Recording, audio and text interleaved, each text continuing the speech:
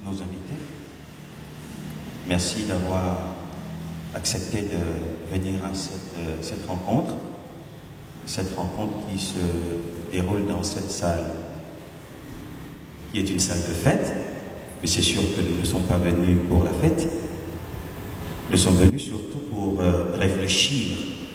Nous sommes venus pour méditer. Méditer d'autant plus que chacun de nous peut observer les différents événements qui se produisent dans le monde en général, et en particulier dans notre pays, le Cameroun. Et c'est dans un contexte comme celui-là que l'ambition que nous nous sommes fixés, ou que les gouvernants ont fixé, c'est l'émergence. Nous voyons tous ces bouleversements, tous ces crimes, tous ces meurtres, cette insécurité qui grandit, où tout peut arriver à tout moment, à n'importe quel endroit de la terre, de notre pays d'ailleurs. C'est dans ce contexte que cette rencontre a été initiée. Donc pour que nous puissions, pour un instant, quitter nos différents bureaux, nos marmites pour les femmes, pour venir dans un esprit d'apaisement, dans un esprit de calme, réfléchir. Réfléchir parce que surtout certains se disent peut-être que c'est la fin, peut-être c'est la fin du monde, peut-être c'est la fin des temps. Certains se disent qu'est-ce qu'il y a lieu de faire? D'autres ont peur, et je suis sûr que la peur est en train progressivement de gagner les uns et les autres dans les familles, dans les ménages, dans les foyers, dans les États. Et c'est pour ça que un moment comme celui-ci est un moment important, un moment très important, où nous avons besoin surtout de comprendre le pourquoi de ces événements, de comprendre qu'est-ce qui peut être au centre de tout ce qui arrive, et de comprendre qu'est-ce qui peut être la solution pour que nous puissions nous affranchir, que ce soit de manière individuelle ou de manière collective, des réalités qui sont en train de venir dans le monde et sur notre nation, sur notre pays. Comprendre aussi qu'est-ce qui peut être le fondement d'une véritable émergence. Est-ce que, dans le fond, la solution ne serait pas nous? Le problème ne serait pas nous, mais la solution ne partirait-elle pas de nous? Et c'est ce que l'orateur qui va intervenir tout à l'heure va s'évertuer à nous donner de comprendre. Nous allons évoluer avec lui. Nous aurons un temps où il va intervenir et après nous prendrons quelques questions pour davantage enrichir son intervention. Et je voudrais vous faire cette proposition parce que il y a une casquette, d'ailleurs la plus importante de l'orateur qui n'a pas été révélée. Il est pasteur, conseiller, par ailleurs conseiller international conseiller international en développement personnel. Il a fait des séminaires déjà au Bénin, séminaires très bien accueillis là-bas, avec de très bons résultats, de sensibilisation, dans le but de susciter l'éveil en l'homme. Des séminaires au niveau de la Martinique, au niveau de la France, et nous sommes aujourd'hui au Cameroun et à Kribi. Nous sommes bien heureux de l'accueillir.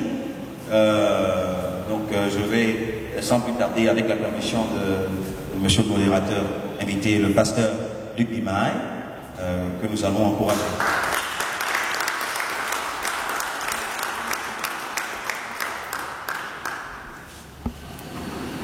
Voilà, bonjour à tout le monde.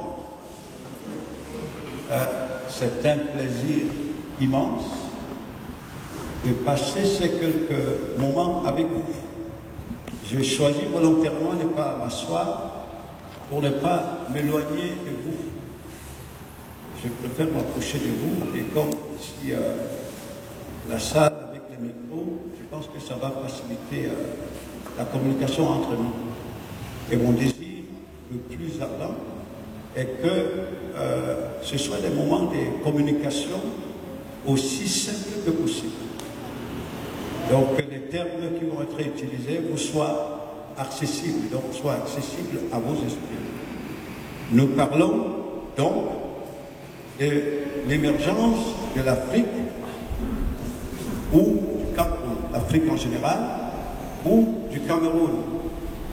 Est-ce un concept réaliste? Est-ce de simples discours?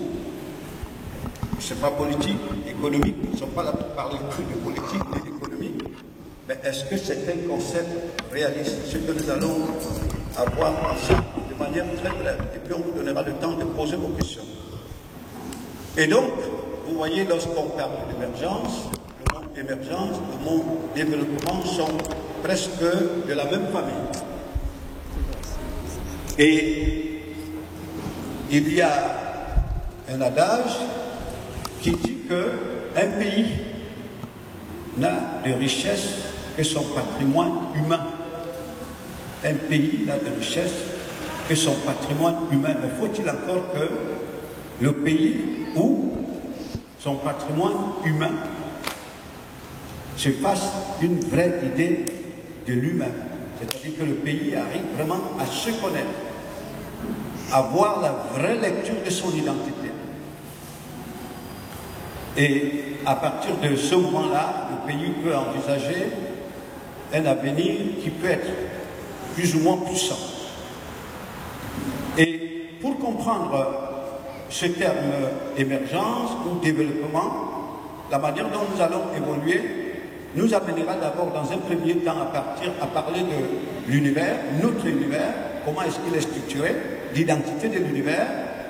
Et deuxièmement, nous parlerons de l'identité de l'homme.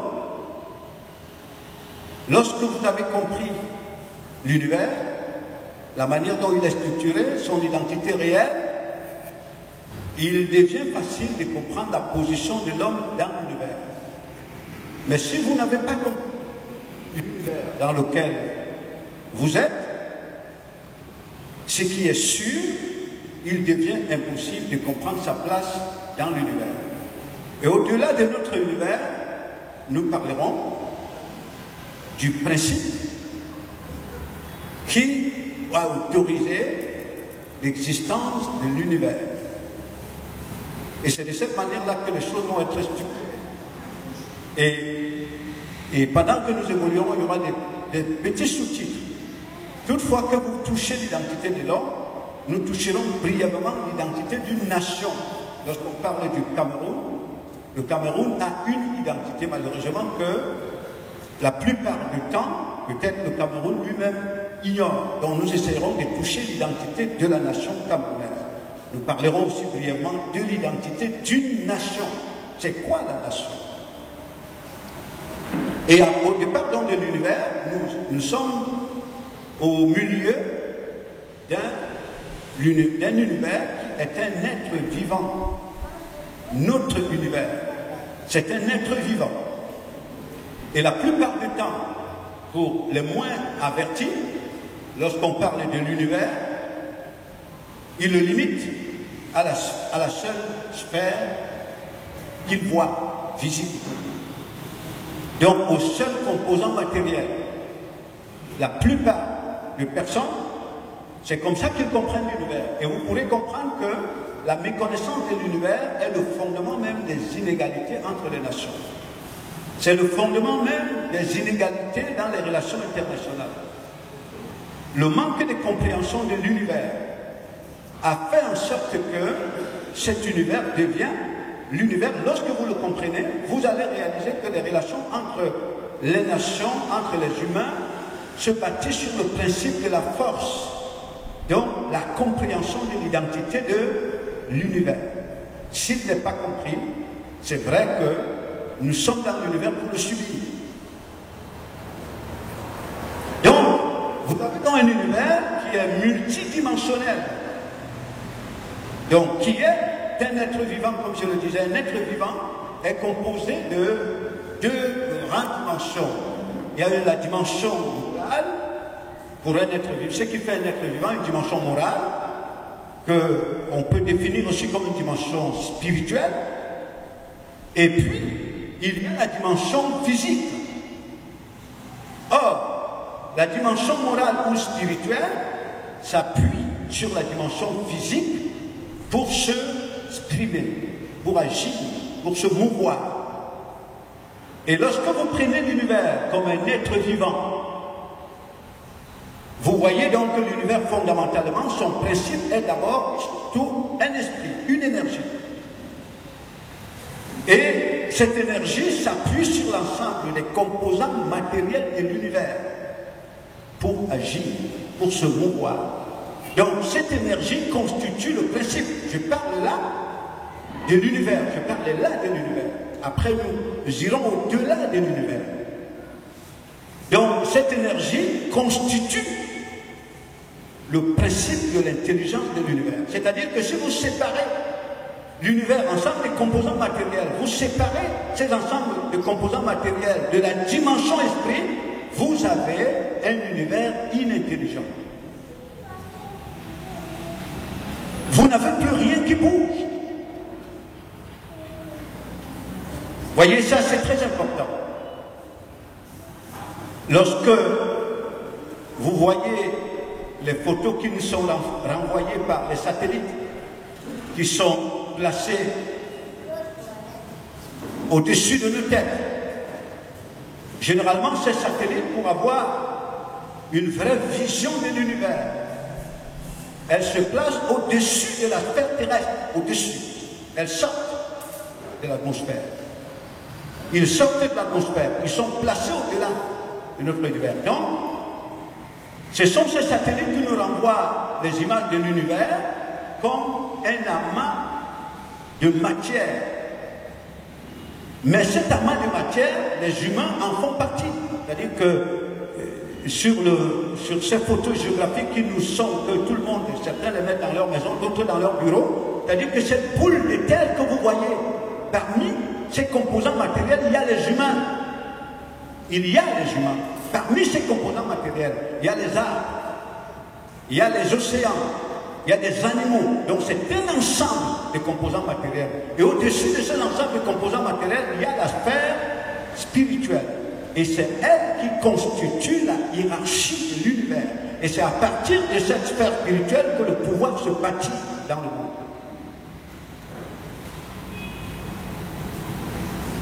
Donc, pour la plupart des nations qui ont la vraie vision de l'univers, cette sphère spirituelle constitue le principe même de ce que les nations définissent comme intelligence. Ce que les nations définissent comme la science, c'est-à-dire que pour comprendre le fonctionnement de l'univers et ses lois, il faut que vous soyez connectés à cette sphère spirituelle. Vous avez la vraie lecture de l'univers. Je vous donne encore une autre image pour mieux comprendre. Vous voyez, lorsque vous arrivez à Kribi, vous voulez avoir une vraie vue des Kribi. Je dis bien une vue de dessus, une vraie lecture des Kribi, la vraie image des Kribi. Si vous êtes noyé dans la foule à Kribi, vous aurez des Kribi une vue partielle, sinon trop peu, elle ne sera pas claire. Mais si vous avez la possibilité de prendre un hélico, vous survolez Kribi, la vision que vous aurez des Kribi, même le maire des Kribi ne l'a pas. Vous comprenez? Vous survolez Kribi. C'est-à-dire que vous sortez de Kribi, vous survolez, vous allez au-dessus de Kribi. Vous avez une lecture claire de Kribi. C'est une loi naturelle. Pour comprendre un environnement, il faut sortir de son sein. Il faut aller au-dessus de cet environnement. C'est une loi naturelle.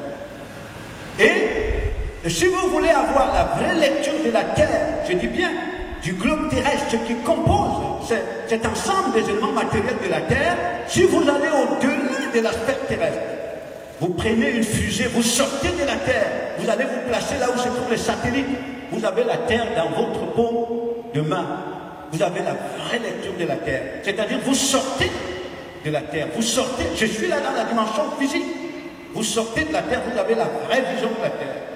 Et ainsi, si vous voulez avoir la véritable identité mystique de l'univers, vous sortez de la sphère matérielle de l'univers, vous vous connectez avec la sphère spirituelle.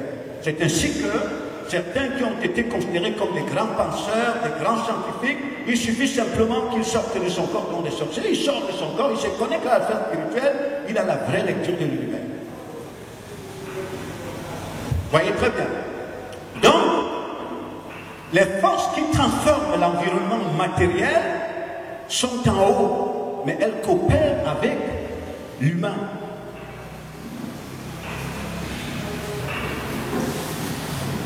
C'est important. Donc, lorsqu'on parle de l'émergence ou du développement, nous rentrons tout à l'heure dans la définition de l'humain. Et à partir de là, lorsque vous comprenez l'identité de l'univers, elle est d'abord et surtout esprit. L'univers, c'est un être vivant, c'est un esprit. Et je reviens encore dans la dimension de l'entreprise. Il y a certainement ici des chefs d'entreprise. Lorsque vous avez une entreprise, l'entreprise c'est un être vivant. C'est d'abord un être moral, un esprit d'entreprise. Il faut d'abord que l'entreprise soit un esprit pour que l'entreprise devienne un être physique. Et l'esprit, donc, il s'appuie sur le directeur qui incarne la vision de l'entreprise, donc l'entreprise. Et cette entreprise, pour se réaliser, elle a besoin d'un ensemble de supports matériels pour réaliser cette... Voyez, c'est cela. À partir de là, vous arrivez à comprendre. Et lorsque nous rentrons donc dans l'identité, pour la compréhension de l'identité de l'individu, l'être humain, c'est un élément exceptionnel au milieu de l'univers. L'être humain, c'est un élément exceptionnel au milieu de l'univers. Dans ce sens-ci que l'idée que vous faites de l'humain, lorsque cette idée est erronée, ça corrompt la sémantique que vous utilisez en termes de développement. Selon que vous concevez l'humain, vous adaptez les termes à la compréhension que vous avez des humains. Si votre compréhension de l'humain est fausse, les termes que vous utilisez pour définir l'humain ou définir le développement ou l'émergence, ces termes sont faux. Donc, lorsque c'est l'humain comme un être matériel, simplement physique, séparé de l'esprit, vous pensez l'émergence par rapport à l'amélioration des conditions matérielles de votre environnement. C'est comme ça que vous penserez le développement. Donc, lorsque vous avez cette fausse lecture de l'humain, vous confondez, et c'est ce qui se passe généralement en Afrique, à tous les niveaux, discours politique, le reste, c'est qu'on confond. On confond les conséquences du développement au développement lui-même. On confond les conséquences du développement avec le développement lui-même. Voyez donc que l'humain lui-même, il est structuré comme l'univers. Donc c'est un être multidimensionnel. Il est d'abord esprit, un esprit dans un corps. Un esprit qui, pour se mouvoir, pour accomplir une mission au milieu d'un univers matériel, a besoin d'un support matériel, un corps pour se mouvoir. Mais seulement lorsque vous prenez l'humain comme un esprit, pour qu'il sorte de ses limites, il faut qu'il se connecte à la sphère exceptionnelle. Vous voyez très bien. C'est-à-dire, à partir de là, vous comprenez la relation, la corrélation qui va exister entre l'humain et le principe même vital de l'univers. C'est-à-dire l'intelligence de l'univers. Nous parlons de l'intelligence. Nous rentrerons tout à l'heure dans la conception réelle de ce que c'est que l'intelligence. Parce que jusque-là, nous sommes dans l'approche, la perception de l'univers, je dis bien comme un être vivant. Et quand je parle d'un être vivant, je parle d'un ensemble de composants créés. Les esprits et le matériel. Un ensemble de composants créés. Ce sont des composants créés. C'est pour cela que l'univers ne se limite pas au visible. L'univers ne se limite pas au destructible. L'univers a une tête. L'univers a une hiérarchie. Et sa hiérarchie est esprit. L'univers a une intelligence. Même si, tout à l'heure, nous toucherons quelque chose dessus, même si son intelligence est totalement opposée à l'intelligence par définition. Mais l'univers a une intelligence. Et c'est dans cette structure, c'est dans cette dimension dont nous parlons que c'est construit, je dis bien que c'est construit le pouvoir des nations. Donc, l'humain, vous le prenez donc comme un esprit. Lorsque vous le prenez comme un esprit, vous comprenez à partir de là que le développement de cet esprit, on ne peut le voir que dans la dimension ascendante. C'est-à-dire que cet esprit doit revêtir les qualités les vertus de la sphère qui lui est supérieure afin de coopérer à leur action dans le monde visible. Vous comprenez très bien cela. Et à partir de ce moment-là, lorsqu'on parle de l'émergence, du développement, vous ne le voyez plus dans la dimension verticale, mais vous le voyez d'abord et surtout dans la dimension ascendante. Et surtout dans la dimension ascendante. Et c'est de cette manière-là que les nations se sont construites. Quand on parle de la France c'est un esprit. C'est un esprit. Avant d'être un ensemble de composants matériels, c'est un esprit qui s'appuie sur l'ensemble des composants matériels, c'est-à-dire les populations, les routes, les entreprises, le reste pour s'exprimer. Vous voyez très bien. Et les vrais chefs du monde, c'est-à-dire ceux qui représentent le pouvoir dans le monde, parce que le pouvoir est esprit, il s'est fait représenter sur le plan physique, et justement entraîner la plupart des nations, des peuples, vers une fausse cible. On les a orientés vers les conséquences du développement en leur cachant le mystère même du développement. Et c'est ainsi que vous l'écoutez, comme j'ai dit dans les discours, même politiques. Quand on pense d'émergence, de développement, on le voit toujours au niveau des routes, on le voit toujours au niveau des immeubles. Mais entre nous, vous pouvez viabiliser matériellement, vous pouvez matériellement viabiliser un espace où vous mettez des animaux, mais il demeure des animaux. Vous viabilisez leur espace, vous faites des routes, là où se trouvent des animaux pour que la circulation soit facile. Vous pouvez même apprendre les chimpanzés à conduire des voitures, mais ils demeurent des animaux. Vous comprenez?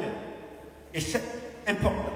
Vous ne pouvez donc pas apprivoiser l'univers visible sans le lien avec la sphère qui est supérieure à la sphère matérielle. Le contrôle de la sphère matérielle, c'est la conséquence de l'élévation de l'esprit vers la sphère spirituelle.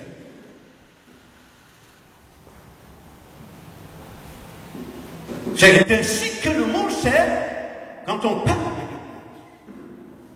Et maintenant, lorsque vous allez dans la sphère, au-delà du perceptible, du matériel, vous allez dans la sphère spirituelle, vous avez deux régions spirituelles.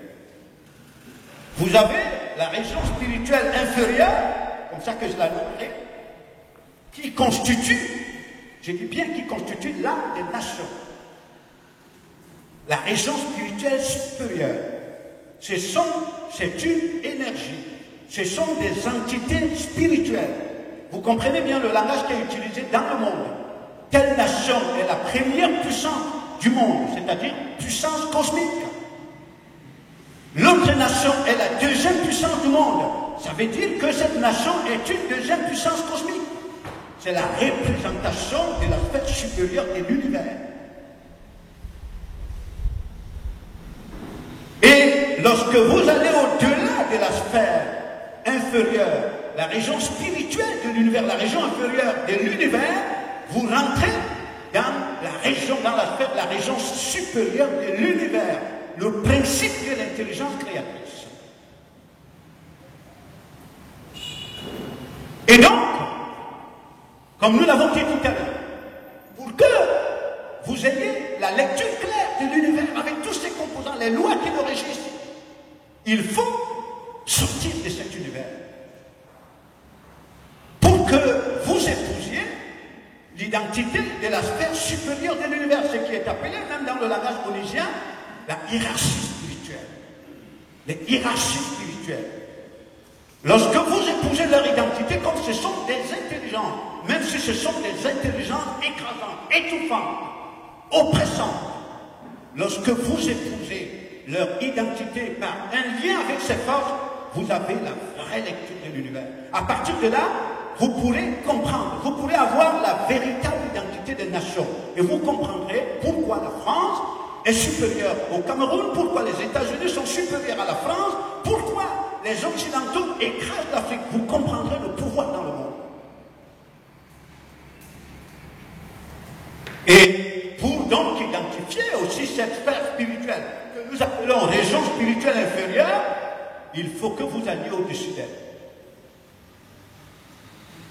On a utilisé autrefois, avant que le monde n'atteigne le terme de son cycle de développement, vous voyez très bien, pour transformer l'univers, certains esprits avaient besoin de se projeter, c'est-à-dire aller hors de l'espace, ce qu'on appelait autrefois des voyages astraux. Quand ces esprits revenaient sur la Terre, c'était avec des formules mathématiques, physiques, mais qui étaient des codes de langage.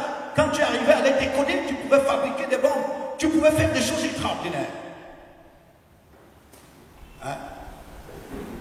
Vous comprenez? Pour épater les gens sur la Terre, pour impressionner les gens sur la Terre. Et cette collaboration a corrompu même la sémantique. Elle a directionné les esprits. Elle a perverti les identités. C'est là que réside le pouvoir, la domination du monde. Et de telle sorte que, lorsqu'on écoute très attentivement, à tous les niveaux, réseaux sociaux, discours politiques, économiques, il n'y a pas un seul Africain qui pense le développement en dehors du Nord. Il n'y en a pas un seul. Il n'y a pas un seul Africain qui pense l'émergence en dehors de la vision de l'émergence que le Nord a imposée au monde. Or, il est évident qu'il y a un décalage dans le concept du développement entre le Nord et le Sud. Pour le Nord, le développement est ascendant. C'est-à-dire qu'il s'est défini par rapport à l'élévation de certains esprits dans leur lien avec la sphère supérieure de notre univers, pour la transformation de l'univers. Et on vous dira dans le Nord, l'homme, c'est-à-dire l'esprit humain, est le premier agent collaborateur pour la transformation de l'environnement. Et pour le Sud, le développement est confondu aux conséquences du développement. Je sais pas, vous comprenez bien? Donc c'est pour cela que lorsque quelqu'un, il lui suffit simplement d'avoir les épaules remplies, il dit qu'il a émergé. Même si au-dedans, c'est un esprit brut. Et lorsque quelqu'un arrive à additionner quelques millions, il s'est construit une maison, il dit que j'ai émergé. Mais même les poissons dans la mer ont ces concepts émergents, mais simplement le poisson limite l'émergence dans son environnement. Les animaux dans les champs ont des concepts émergents, mais l'animal définit l'émergence selon son environnement. Il ne le pense pas en dehors de son environnement. C'est pas, vous comprenez bien. Donc lorsque vous êtes un être animal, dont l'esprit est domestiqué dans son corps, vous pensez l'émergence par rapport à l'environnement perceptible. Donc vous utilisez les mêmes mots avec le Nord, mais comme vous n'êtes pas de la même sphère, vous ne les comprenez pas de la même manière. L'autre définit le développement comme étant le fait que certains esprits parmi le peuple sortent du lot, qu'ils se connectent avec la sphère invisible pour tirer toute la nation du haut. L'autre définit l'émergence comme étant le fait de bien manger, grossir, mettre de l'argent dans les banques, et quand les gens conçoivent l'environnement, c'est pas donner leur un département industriel, ils vont tout voler parce qu'ils ont eu un faux concept du développement. Un faux concept de l'émergence. C'est un problème culturel, c'est un problème de vision de soi, vision du monde. Vous comprenez? Parce qu'un individu, vous lui dites, il est convaincu, parce que pour lui, quand il s'est défini, il se résume à la chair. Donc pour lui, je suis ministre, et ce qui va imposer mon autorité dans mon village, parce que les gens savent que j'ai des immeubles, j'ai des maisons, j'ai des voitures, donc j'ai émergé. Mais le poisson pense de la même façon. Voyez ce décalage.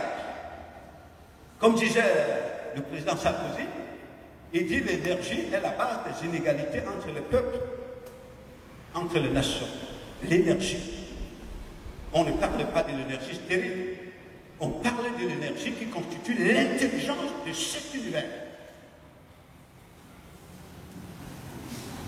Donc, d'accord l'émergence, d'accord le développement, d'accord, mais il faut comprendre l'univers, son identité. Il faut comprendre l'homme, sa véritable identité, pour commencer à penser au développement. Maintenant, je vous parle de ces deux concepts. de développement. C'est-à-dire selon que vous le pensez. Maintenant, supposons que vous sortez de la sphère naturelle de l'univers. Je dis bien votre esprit. Je ne parle pas de votre corps. Parce que si vous sortez si c'est votre corps qui va sur l'orbite, comme on dit, vous devenez un astronaute, on vous met dans un fusée, vous sortez de ce monde, vous allez au-dessus, vous n'aurez, ça ne vous autorise pas à bien comprendre l'univers. Parce que c'est un esprit. Il faut sortir de l'univers par rapport à la conscience de l'univers, par rapport à l'esprit de l'univers. C'est-à-dire que si vous avez la possibilité d'épouser l'identité du principe créateur, l'intelligence par définition, à partir de ce moment-là, vous allez comprendre la motivation du développement qui se réalise dans la relation entre l'humain et la sphère spirituelle inférieure. Parce que le but de la sphère spirituelle inférieure, c'est de se servir de la matière pour domestiquer l'esprit dans l'espace-temps.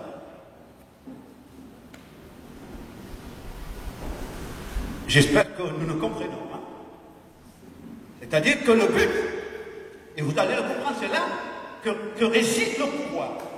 Nous l'avons dit. C'est-à-dire qu'il y a des individus qui, ayant la vraie lecture, la vraie vision de l'identité de l'univers, sortent de la sphère inférieure de l'univers, coopèrent avec ce qu'ils appellent l'intelligence de l'univers. Ce sont des forces, ce sont des puissances, ce sont des autorités. Et c'est cette sphère-là qui gouverne notre monde. Et lorsque certains individus donc coopèrent avec ces forces pour garder leur ascendant, leur primauté sur les autres, on oriente les autres vers la matière. Parce qu'on sait que si cette masse découvre le principe du pouvoir, là où les autres tirent leur pouvoir, la masse ne sera plus dominée. Elle va sortir de la domination. Vous comprenez? Donc, le principe du pouvoir consiste donc à s'appuyer sur les forces qui sont ascendantes sur l'univers, se servir de la matière pour désorienter orienter la masse vers la matière. Et comme ça, la masse demeure au niveau animal. Et elles constituent une ressource sur laquelle on puise pour construire le pouvoir. Sur le plan spirituel, sur le plan matériel.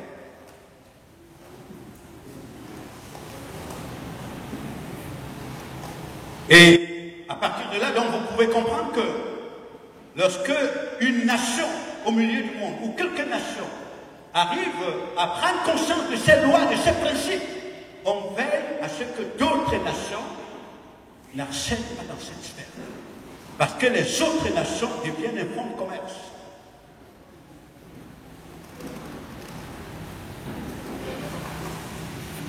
Et on s'arrange à ce qu'aucun esprit parmi ces autres nations, généralement lorsqu'on dit les nations sous-développées, pour les mettre de ce monde, de cette terre, quand on dit les nations sous-développées, c'est au niveau du fait que les esprits qui constituent ces nations sont morts. Ces esprits ne comprennent pas dans quel univers ils vivent. Ces esprits ne s'affectionnent qu'aux choses matérielles. Ce sont des consommateurs. On parle donc d'une nation sous-développée, parce que nous l'avons dit, vous ne pouvez pas transformer l'environnement physique sans la collaboration avec la sphère spirituelle.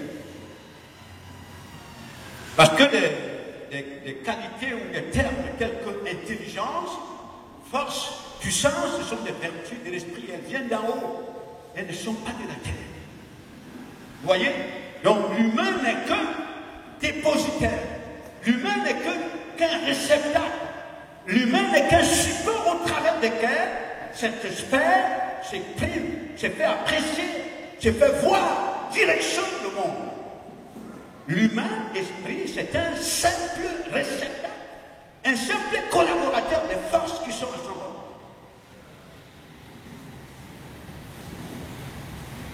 Et c'est là que se joue toute la sorcellerie de la nation. Dans la dimension dont nous parlons. C'est là que se joue le vrai principe de développement.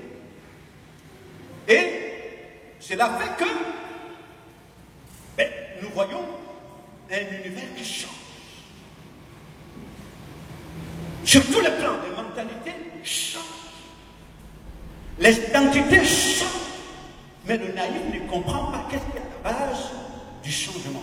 C'est-à-dire la grande partie des populations de la Terre, notamment de l'Afrique, subissent le changement. Ils ne sont pas des acteurs du changement. Ils subissent. Vous voyez très bien? La grande partie des populations d'Afrique subissent le changement. Et ce sont ceux qui maîtrisent l'identité de l'univers dans la dimension dont nous avons parlé, qui sont les véritables acteurs de la transformation de la sphère terrestre. La transformation de l'environnement, en termes de corruption sémantique, en termes de direction de pensée, en termes de transformation de valeurs, il y a des acteurs de changement qui comprennent ce qui se passe. Une grande majorité subit le changement. Ce n'est pas parce qu'on est président en Afrique qu'on comprend vraiment ce qui se passe dans le monde. Ça, je vous le dis. Et je reviens un tout petit peu sur ce qui concerne l'identité d'une nation. Nous avons dit qu'une nation, c'est d'abord un esprit. C'est d'abord un esprit. C'est un esprit qui doit s'appuyer sur l'ensemble des composants matériels de la nation. Ces composants matériels sont entre autres les humains et tout ce qui compose l'environnement national, l'environnement à partir duquel s'est définie cette nation. Et la force de la nation dépend de son identité esprit. Ou alors la faiblesse de cette nation dépend de son identité. Et comme je vous le disais, pour qu'une nation ne subisse pas la domination des autres, il faut qu'en son sein qu'il y ait quelques esprits qui prennent conscience des enjeux du pouvoir dans l'univers.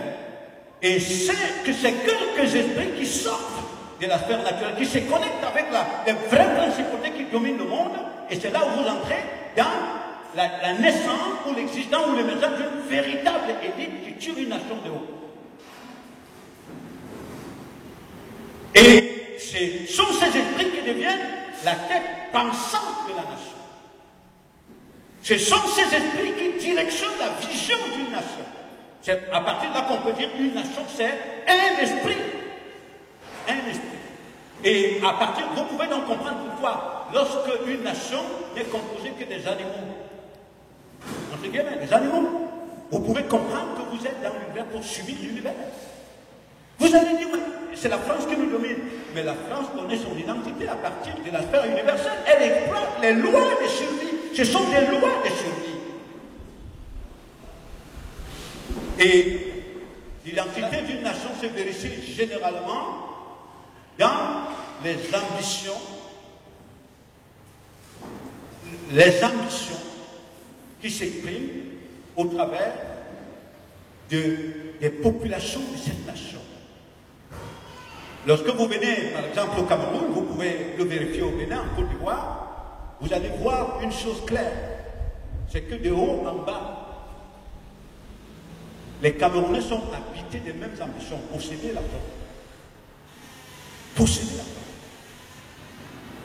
Il arrive qu'au Cameroun, vous voyez un individu, quand il se dirige dans ce qu'on appelle les milieux ésotériques, lui, son objectif, ce n'est pas de comprendre son univers, mais c'est de se réaliser.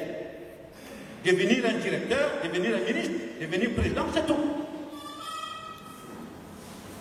Et si vous allez vers un sauveteur qui va à côté de la route, son ambition, c'est d'avoir l'argent.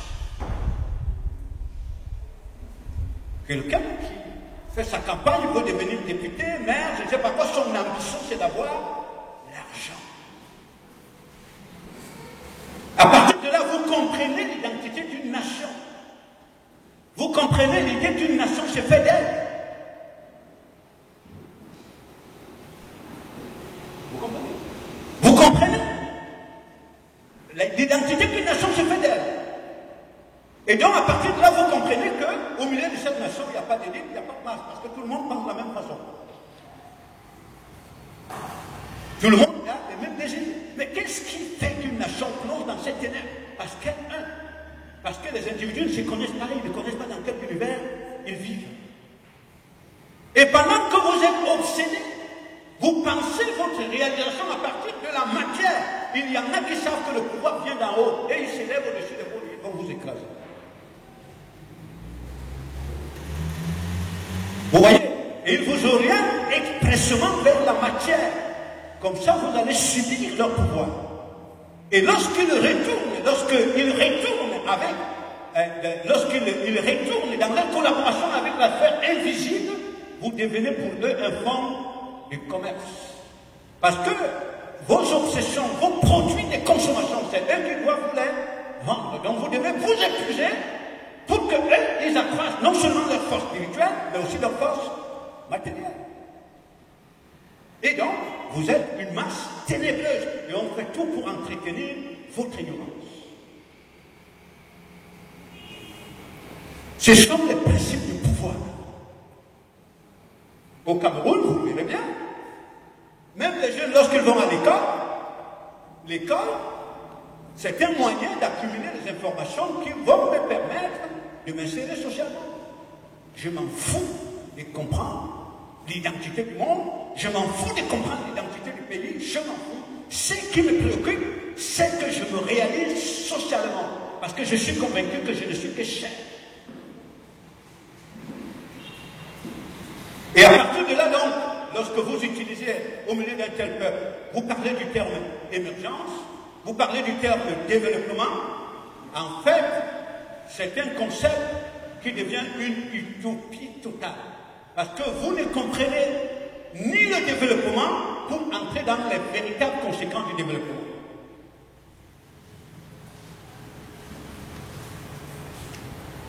Vous ne comprenez rien du monde dans lequel vous vivez.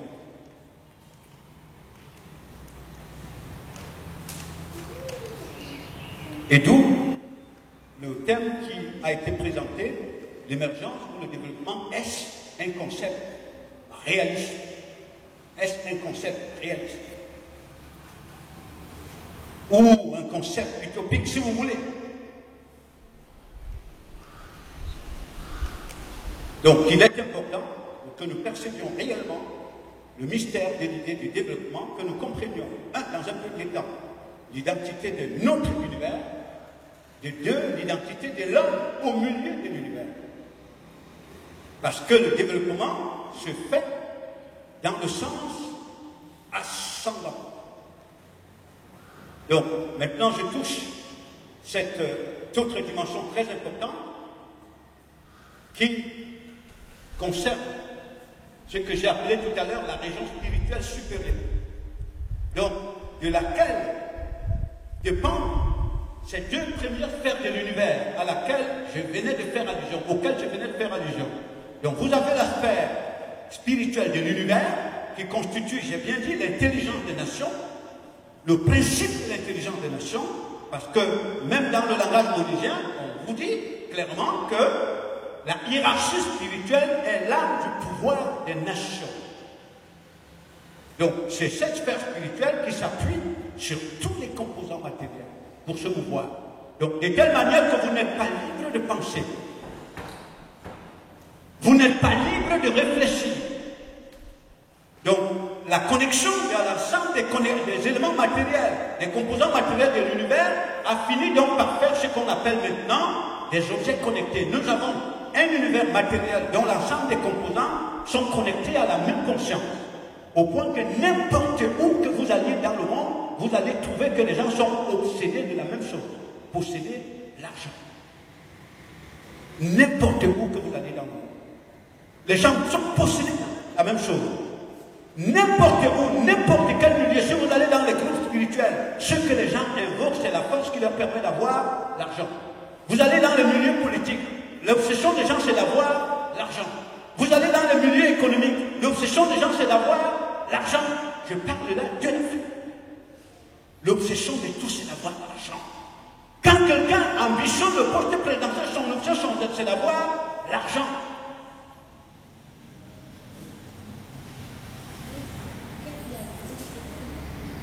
Et donc, cette vision fait donc des peuples fragiles, vulnérables, qu'on peut écraser, sur lesquels on peut marcher, c'est-à-dire ceux qui comprennent la véritable identité du monde, qui ont la vraie lecture du pouvoir, parce que le pouvoir est esprit, le pouvoir est esprit, mais il se sert de support visible pour s'exprimer dans le monde. Comme on dit, même l'intelligence est esprit.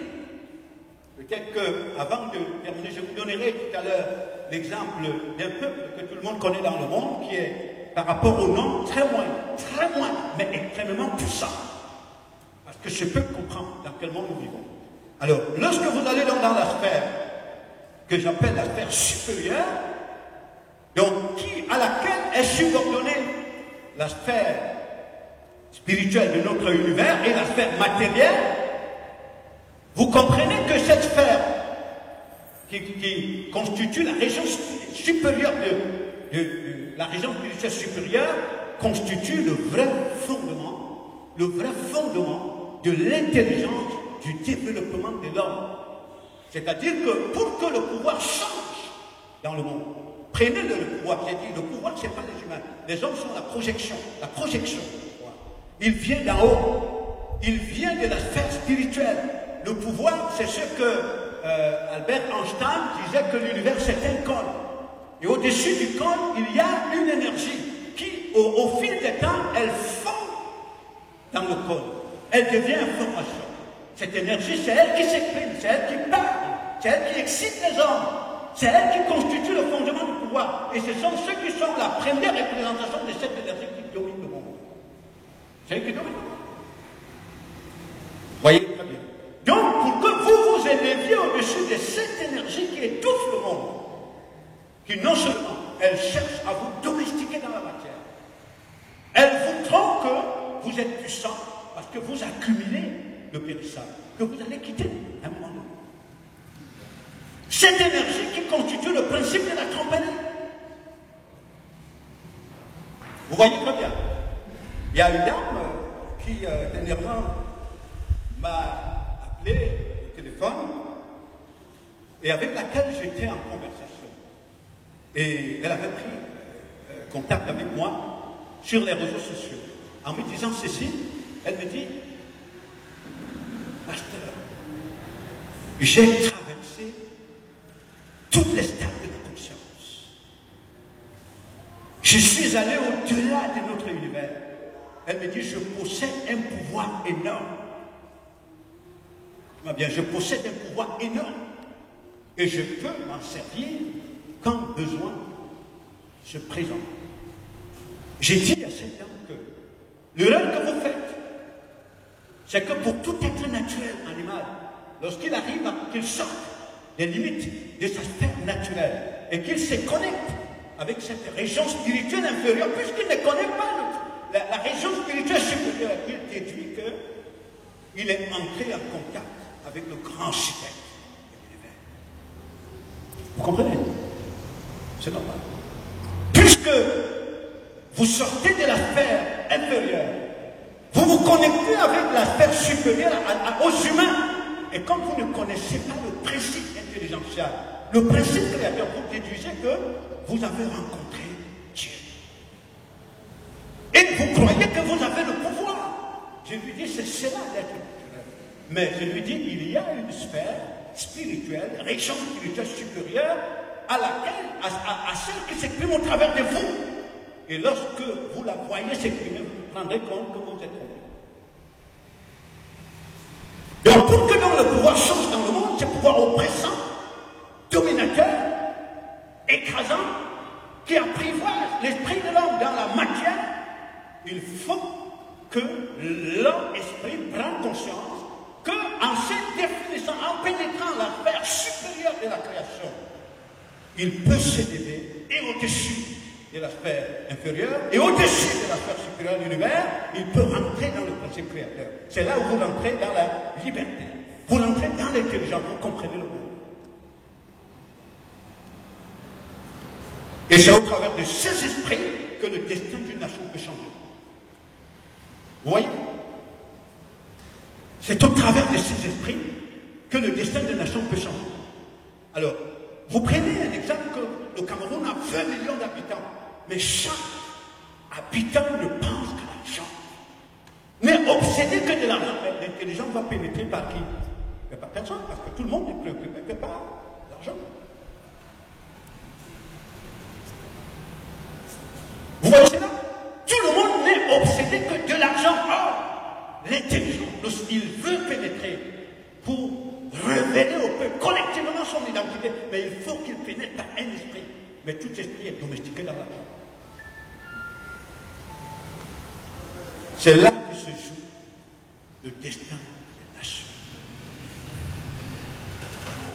Est en train de changer. Nous sommes à la fin du cycle.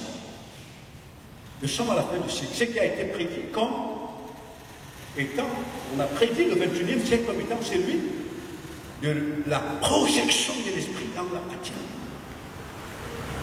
C'est parce que la plupart ne se connaissent pas. La projection de l'esprit dans la matière, c'est que le monde a suivi un cycle. Notre monde a suivi un cycle, c'est-à-dire la sphère inférieure, donc notre univers, et la sphère supérieure. Et le développement des nations, ceux qui sont la tête pensante des nations, ne s'est réalisé que dans l'évolution des relations entre ces nations et la sphère spirituelle.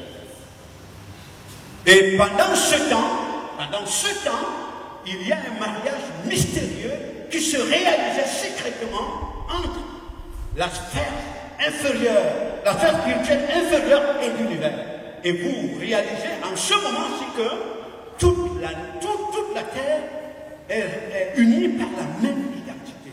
Cette identité s'exprime par les mêmes passions, par les mêmes désirs, par les mêmes envies, par les mêmes préoccupations. La course après le visible.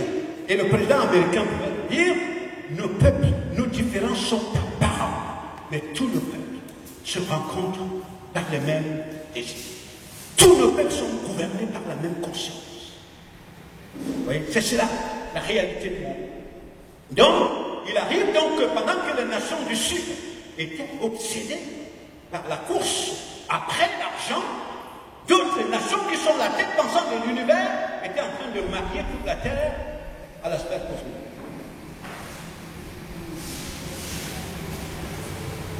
Et vous pouvez être sûr que même nos enfants pensent comme l'Occident.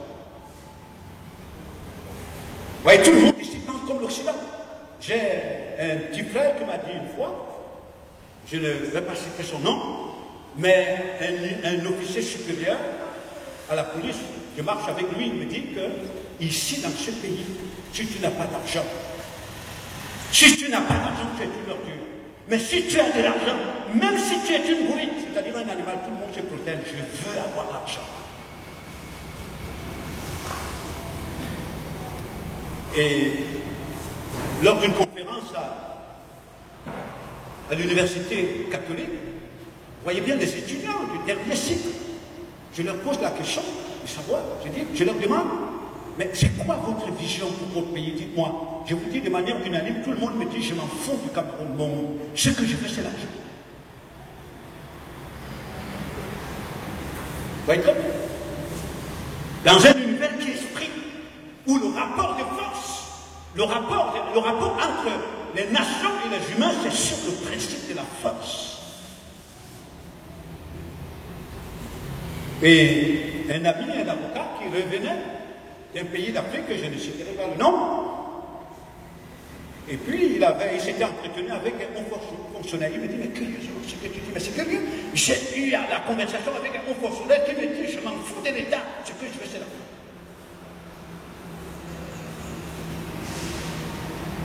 Vous voyez très bien.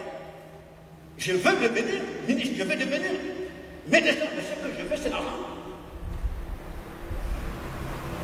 Comment pouvez-vous attendre que dans un univers qui est esprit, qu'une telle nation ne subisse pas le pouvoir?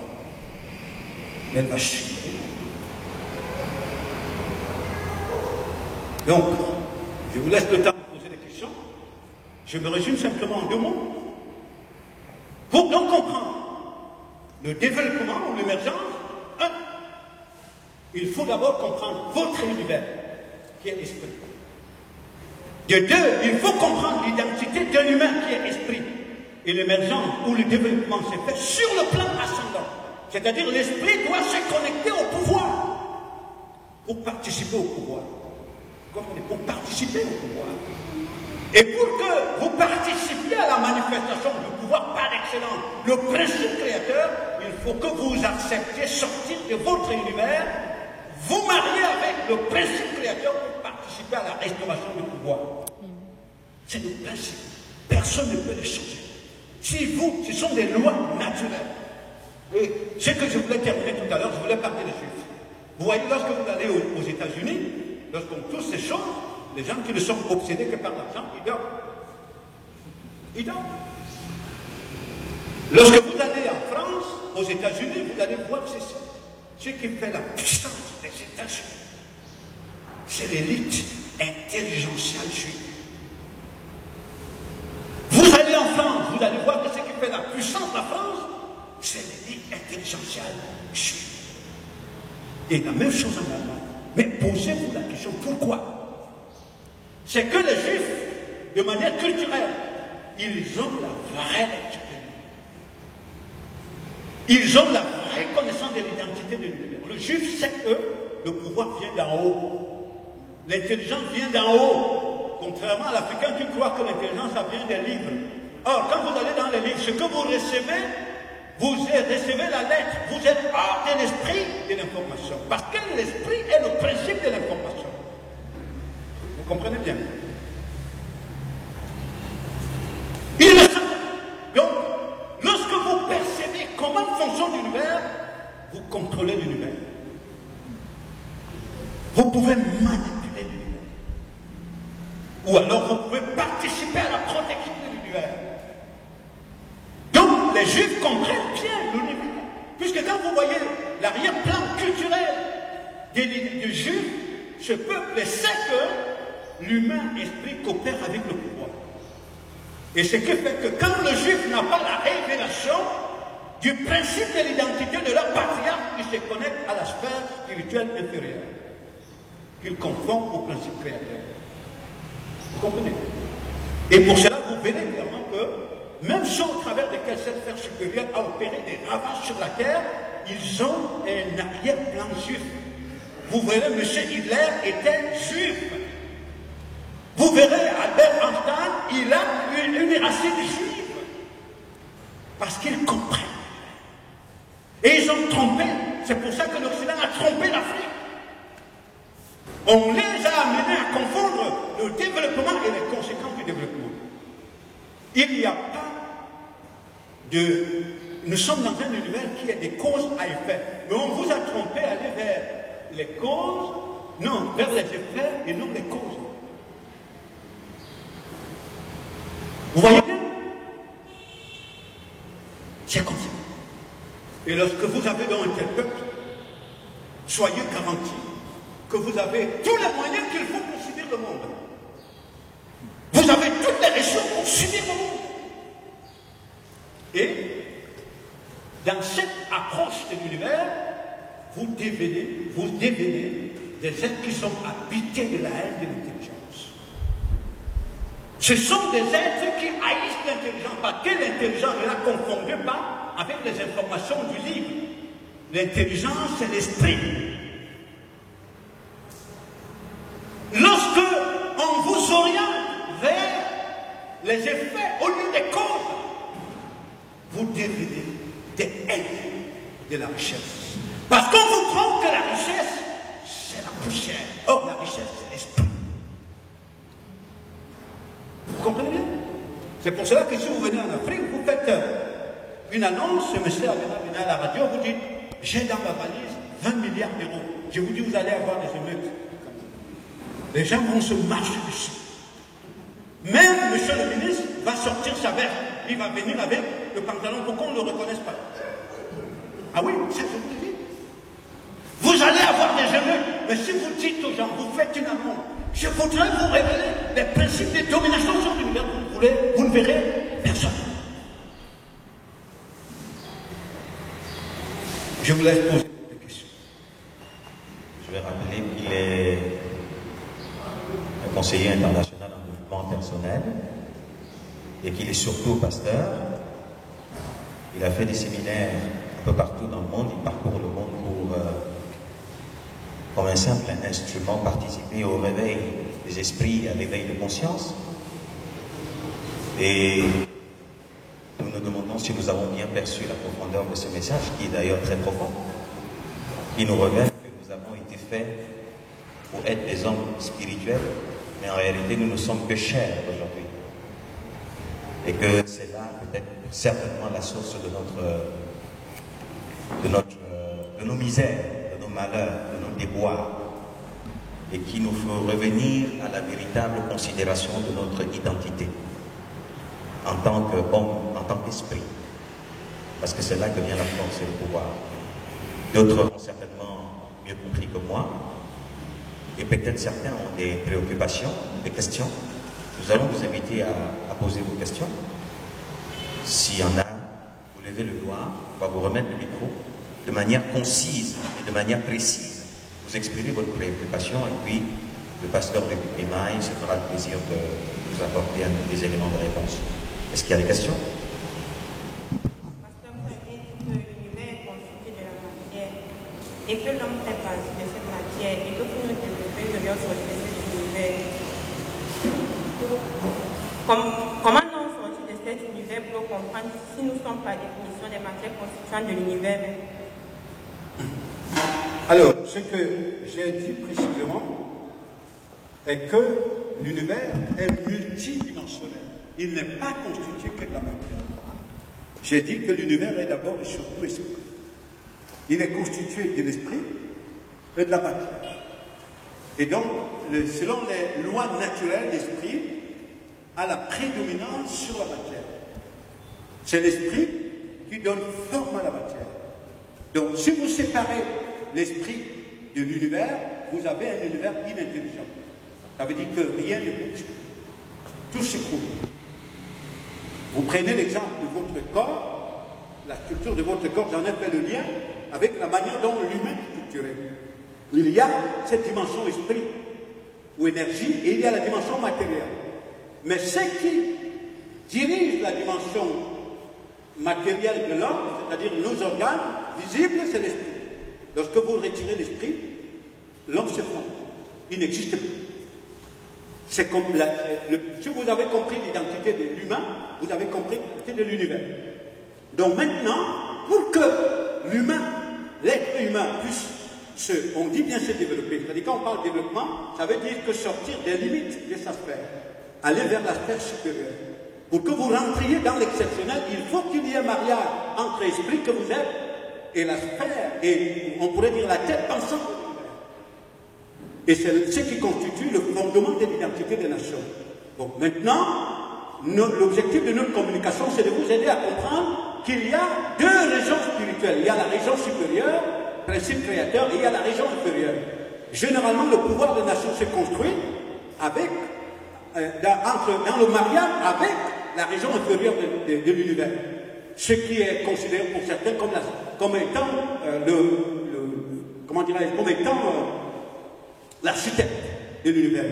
Bon, et le but de notre communication, c'est que vous compreniez que pour sortir du pouvoir de cette sphère spirituelle inférieure, il faut que l'humain, c'est là qu'il a été prédisposé, que cet esprit soit connecté à la sphère supérieure de l'univers. C'est-à-dire que vous allez au-delà de la sphère naturelle, vous allez au-delà de la sphère spirituelle, vous rentrez dans le principe créateur. Et vous devenez dans la manifestation du pouvoir créateur sur la terre. C'est ça l'objectif. Donc, l'humain est donc multidimensionnel, comme l'univers lui-même est multidimensionnel. Il y a un mariage qui doit s'établir pour que vous rentriez dans l'exceptionnel. Il y a quelqu'un qui a une question là? Oui. Oui, moi c'est M. Mba, le technicien du génie électrique. Oui, je n'ai pas trop perçu un discours parce que je le trouve un peu plus. Il est philosophique. Il est un peu philosophique, je ne comprends pas très bien. Mais ce que j'ai eu à recevoir, c'est qu'il faut que l'homme puisse diriger son esprit. Je pense que c'est ça, parce que tout le discours est au niveau de l'esprit. Bon, je veux savoir comment est-ce qu'on peut associer l'esprit et la chair. C'est-à-dire, je veux que vous me répondiez d'une manière très simple, sans utiliser des mots un peu compliqués, l'aspect, ceci. Je veux un peu que vous rentrez un peu Voilà, terre à terre. C'est ça. Après, on va essayer de remonter. Voilà, merci monsieur Ba. Mais je vous rappelle que les retardataires ont toujours tort. Parce que vous êtes arrivés au milieu de notre exposé. Donc, ce qui est sûr, si je ne me trompe pas, hein, ce qui est sûr, c'est que vous n'avez pas suivi le fil de l'analyse. Cela vous aurait énormément aidé. Bon, néanmoins, je reviens sur ce que vous appelez terre à terre. Mais je pense que même en utilisant le langage terre à terre, ces choses-là, s'il ne vous est pas donné de les percevoir, vous les percevrez peut-être pas aujourd'hui, mais demain, c'est possible. Soyez simplement patient. Donc, je rentre dans la structure de l'humain. La structure de l'humain. Parce que vous imaginez très bien que l'une des difficultés que nous avons comme humains, c'est de nous connaître vraiment, savoir qui nous sommes. C'est ça. Voilà. Maintenant, l'humain a cette double dimension. Il y a l'esprit. Comme j'ai dit, il y a la chair. Vous voulez, sinon il y a la chair, ou si vous voulez, il y a l'âme que vous êtes. Bon, l'âme, c'est le siège des émotions, des désirs, des passions. Mais généralement, puisque c'est la chair qui ne s'inspire que du monde visible. Vous comprenez, monsieur? Donc, à cette dimension, quand vous vous limitez à cette dimension-là, vous n'êtes pas différent d'une bête de somme. Parce que l'animal a des désirs. L'animal a des passions. L'animal veut se réaliser. Mais pas en dehors de sa sphère naturelle. Il est là à ce niveau-là. Et il arrive donc que, lorsque vous ne savez pas que vous êtes esprit, on dit l'esprit est mort, inconscient. Ça n'enlève pas que cet esprit soit là. C'est une énergie. Quand vous avez la passion de vous réaliser matériellement, vous avez besoin d'utiliser une énergie pour réaliser votre passion. Qu'est-ce que vous utilisez comme énergie? Votre esprit. Pour réaliser les passions de l'âme. Donc vous réalisez dans les passions de l'âme, ces passions dans lesquelles votre esprit n'a aucune part. Parce que son héritage est ailleurs. Vous comprenez? Donc on dit donc à partir de ce moment-là que M. Ba, il est esclave de sa chair. Mais la chair, les désirs de la chair sont inspirés par une autre force, une autre énergie dont vous ne connaissez pas l'identité. Pour apprivoiser votre esprit, pour vous domestiquer. C'est là le pouvoir. Vous voulez être ministre, mais c'est votre âme, votre ego qui aspire à cela. Votre esprit n'a rien à voir avec ça. Vous comprenez, monsieur? Votre esprit n'a rien à voir. Vous pouvez même devenir président de la République. Votre esprit n'a aucune part dans cela. Ça ne nourrit que votre ego, votre âme. L'esprit ne vaut rien parce qu'il est déconnecté de la sphère de son élévation. Je ne sais pas si vous comprenez bien. Et ça, c'est donc très important. Maintenant, s'il arrive à M. Ba de se réveiller, mais ce réveil ne peut avoir lieu que lorsque vous commencez à entrer dans la sphère, ce que j'appelle ici la sphère supérieure. Vous prenez conscience de votre véritable identité. C'est pourquoi, je ne sais pas si c'est M. Socrate qui l'avait dit, connais-toi toi-même et tu connaîtras ton univers. À partir de ce moment, M. Ba comprend, donc je suis esprit. Vos désirs changent. Vos aspirations changent. Votre idée de la réalisation de vous change. Vous ne pensez plus comme un animal. Vous commencez à penser à partir de la sphère de votre définition. Et pour moi, ce qui me préoccupe, cette sphère-là, c'est le principe créateur. Et vous vous élevez au-dessus, et des créatures matérielles et des créatures spirituelles. Vous comprenez, c'est cela. C'est là où vous entrez dans la vraie dimension de la réalisation de vous. Mais quand vous êtes président, ministre, docteur de le reste, vous utilisez, vous utilisez, votre énergie pour réaliser un autre. C'est pas ce qu'on comprend ce que je veux dire. C'est-à-dire que votre réalisation sur le plan physiologique, vous puisez sur l'énergie de l'esprit pour réaliser un autre. Bon, vous travaillez contre vous. Comme un adage dit que le vrai bonheur commence par se connaître soi-même.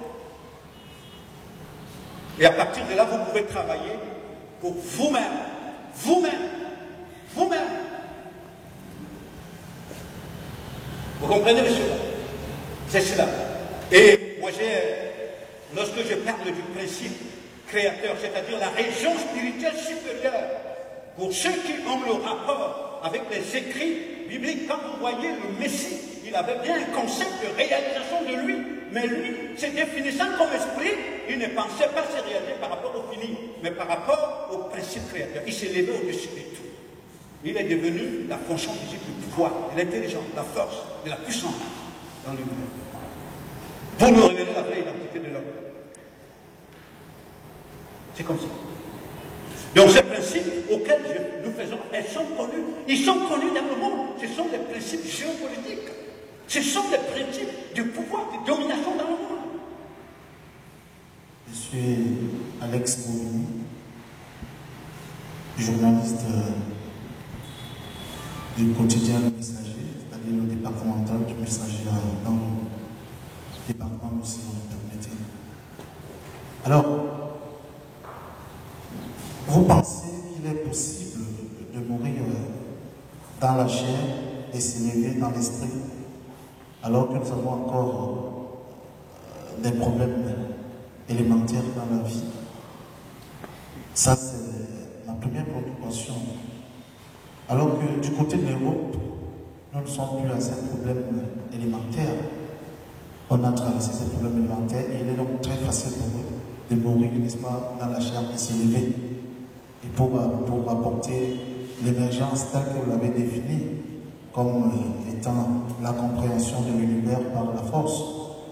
Parlons donc de cette compréhension de l'univers par la force. J'aimerais que vous nous expliquiez aussi, puisque vous êtes arrêté à l'Occident, expliquez-nous un peu aussi du côté de l'Asie, parlant peut-être de la Chine, aujourd'hui, qui est une autre puissance. Alors, comment est-ce que ça s'est passé de ce côté-là, lorsqu'on sait également que la Chine était, comme on le disait, c'est parmi ces pays du Sud qui étaient très miséreux et très pauvres. Merci. Merci pour la question. Rappelez-moi votre nom, s'il vous plaît. D'accord. Bon, si vous me permettez, apparemment sa question va dans le même sens. Comme ça, on laisse qu'il pose rapidement sa question. D'accord. Ou si elle va dans le même, peut-être que vous ne pouvez pas citer que je réponds d'abord la question. Après, vous reposerez la question. Il se peut même que dans la réponse, que vous ayez la réponse à votre question. Mais je suis très ravi de votre question, même si je suis quelque part impressionné. C'est-à-dire que, si vous voulez que je la formule autrement, en fait, vous avez un enfant qui se réveille le matin. Il se réveille le matin. Un petit enfant de 3 ans qui ne comprend rien des forces, des moyens que les grands utilisent dans le monde. Et il se réveille, je lui dis que, écoute, il est 8 heures du matin. Je suis allé à Douala ce matin et je suis revenu à 8 heures. Vous voyez très bien, c'est-à-dire cet enfant, si vous le dites, je le dis à un individu comme vous, il va savoir qu'il n'est pas allé avec ses pieds. Il a certainement utilisé soit une voiture, soit un avion, soit une moto qui va très vite. Mais vous le dites à un enfant qui ne sait pas comment se sert des avions, des voitures, il va se poser la question, mais comment il a fait? Vous voyez très bien. Donc c'est une question, excusez-moi, monsieur le journaliste, elle est d'une naïveté extrême. C'est que c'est là même que se situe le problème de l'Afrique. C'est qu'en fait, quand l'Afrique, imaginons bien, quand le Cameroun prend son développement, c'est par rapport à la France, c'est un exemple. Mais ce que le Cameroun oublie, c'est que la France, en tant qu'entité cosmique, ce que vous voyez aujourd'hui, c'est la conséquence d'un long cycle de construction. Donc le Cameroun veut devenir comme la France aujourd'hui. Je pense qu'on comprend bien. Aujourd'hui. Donc, cette perception fausse vous rend inapte de la passion de la construction. Qui dit construction veut dire peine, veut dire douleur, veut dire affronter les épreuves. Parce que vous avez une vision de vous qui doit se réaliser. C'est cela. Si vous avez l'histoire de la France, vous allez comprendre. Moi, je ne vous donne pas l'orientation du devenir français. Parce que la France est une principauté cosmique. L'une des principautés cosmiques, n'est-ce pas? 5e puissance du monde. Mais si vous avez la vraie lecture de l'histoire, monsieur, vous allez comprendre que la France, c'est des siècles de construction. Et à travers ces siècles de construction, il y a eu des casses, il y a eu des destructions. Mais simplement, la France, aujourd'hui, en tant qu'une entité au niveau de la conscience cosmique, elle a été portée vers la conscience cosmique par des visionnaires. Allez leur demander, est-ce qu'ils ont eu faim quand ils parcourent cette voie? Ils vous diront certainement qu'ils ont eu faim. Allez leur demander, est-ce qu'ils ont été persécutés? Ils vous diront que oui, nous avons été persécutés. N'est-ce pas, monsieur?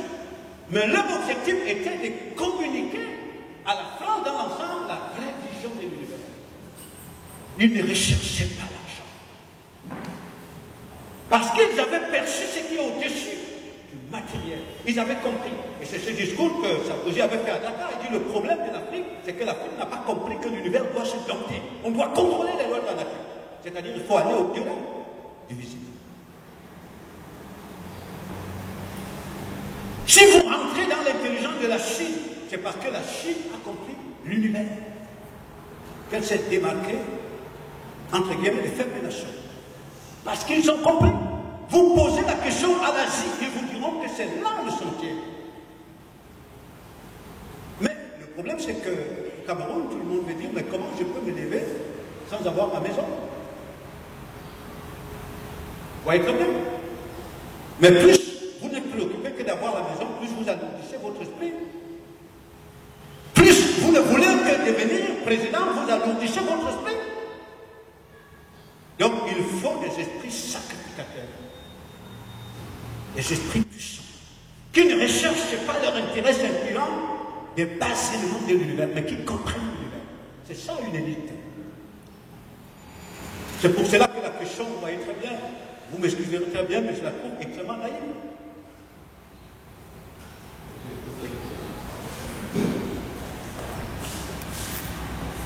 Merci, pasteur, pour cette réponse. Mais je dois dire qu'elle ne satisfait pas mes préoccupations à moi. Je suis Jean-Ismaël Equilet et je voudrais déjà apprécier la corrélation que vous avez introduite, que vous avez mise en place dès l'introduction de votre exposé, en gardant d'ailleurs cette relation entre l'univers et l'homme. C'est une parfaite corrélation. Mais ce qui m'a un peu dérangé, c'est que vous avez insisté, vous avez donné plus d'ampleur au côté spirituel de la caractéristique de ces deux éléments. Et dans cette évolution de votre exposé, vous avez semblé répondre de façon simple à la question qui se pose à ce thème, qui est de savoir l'émergence du Cameroun ou de l'Afrique est-elle un concept réaliste? Vous avez semblé y répondre. Et pour ceux qui peuvent lire aisément à travers les lignes, ils vous diront que vous dites simplement non, que cette émergence est irréaliste. Mais mon autre préoccupation va dans le sens que, puisque vous parlez du Cameroun et de l'Afrique, des États et continents qui sont engagés dans une sorte d'émergence. Émergence, cette fois-ci, à caractère socio-économique. On s'attendait qu'au-delà de cette analyse à vocation à caractère spirituel que vous avez fait lors de votre conférence, vous essayez d'apporter des éclairages en ce qui concerne les émergences auxquelles aspirent nos pays et notre continent aujourd'hui. Et là, est toute ma fin, et j'attends, pasteur, que vous y apportiez quelques éléments de réponse. Merci. Merci. Je pense qu'au moment où j'ai commencé l'exposé, je ne sais pas si vous étiez là, si vous aviez été attentif. J'ai commencé par dire ceci, selon l'idée que vous vous faites de l'homme, selon l'idée que vous faites de l'humain. Si pour vous, l'humain se résume aux physiologies, le concept d'émergence ou développement sera perverti. C'est-à-dire que vous lui donnerez l'orientation qui est liée à l'idée que vous vous faites de l'humain. Donc, vous verrez l'émergence, vous limiterez l'émergence au niveau, ce que vous appelez de l'organisation sociale. ou sociopolitique. J'ai bien signifié cela. Bon, maintenant, si vous prenez l'humain fondamentalement comme un esprit qui doit participer avec des forces, si vous voulez bien, qui organisent l'univers. Vous comprenez? Parce que l'humain, en lui seul, vous le prenez dans la dimension physiologique, au même esprit, il n'a aucun pouvoir d'organiser l'univers sans la collaboration avec la sphère supérieure. Vous le comprenez bien? Ça, c'est très important. Donc, lorsque vous avez la vraie compréhension de l'univers comme un esprit, cet esprit qui organise la matière, tout dépend maintenant de la nature de l'esprit avec lequel vous coopérez, parce qu'il y a des esprits dont l'objectif consiste à utiliser la matière pour domestiquer l'esprit, et il y a une autre sphère spirituelle dont l'objectif consiste à utiliser la matière pour élever l'esprit. Donc là, vous rentrez dans la sphère créatrice. Maintenant, lorsque vous rentrez dans la sphère de l'émergence, donc c'est conçu parmi les nations. C'est pour cela que les nations africaines n'y arrivent pas. Et même si on augmente le temps, vous verrez qu'elles auront de la peine à y arriver. Pourquoi? Parce que tout part de l'idée que vous faites de l'ordre. Si vous êtes physiologique, chair, vous pensez votre développement à partir du visible.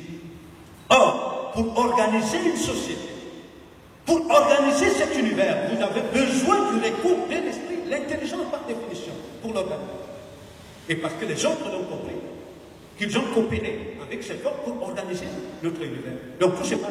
Donc ça veut dire que, cher monsieur, lorsque vous avez connu l'identité réelle de l'univers, vous coopérez avec elle, vous arrivez à l'organisation de la société.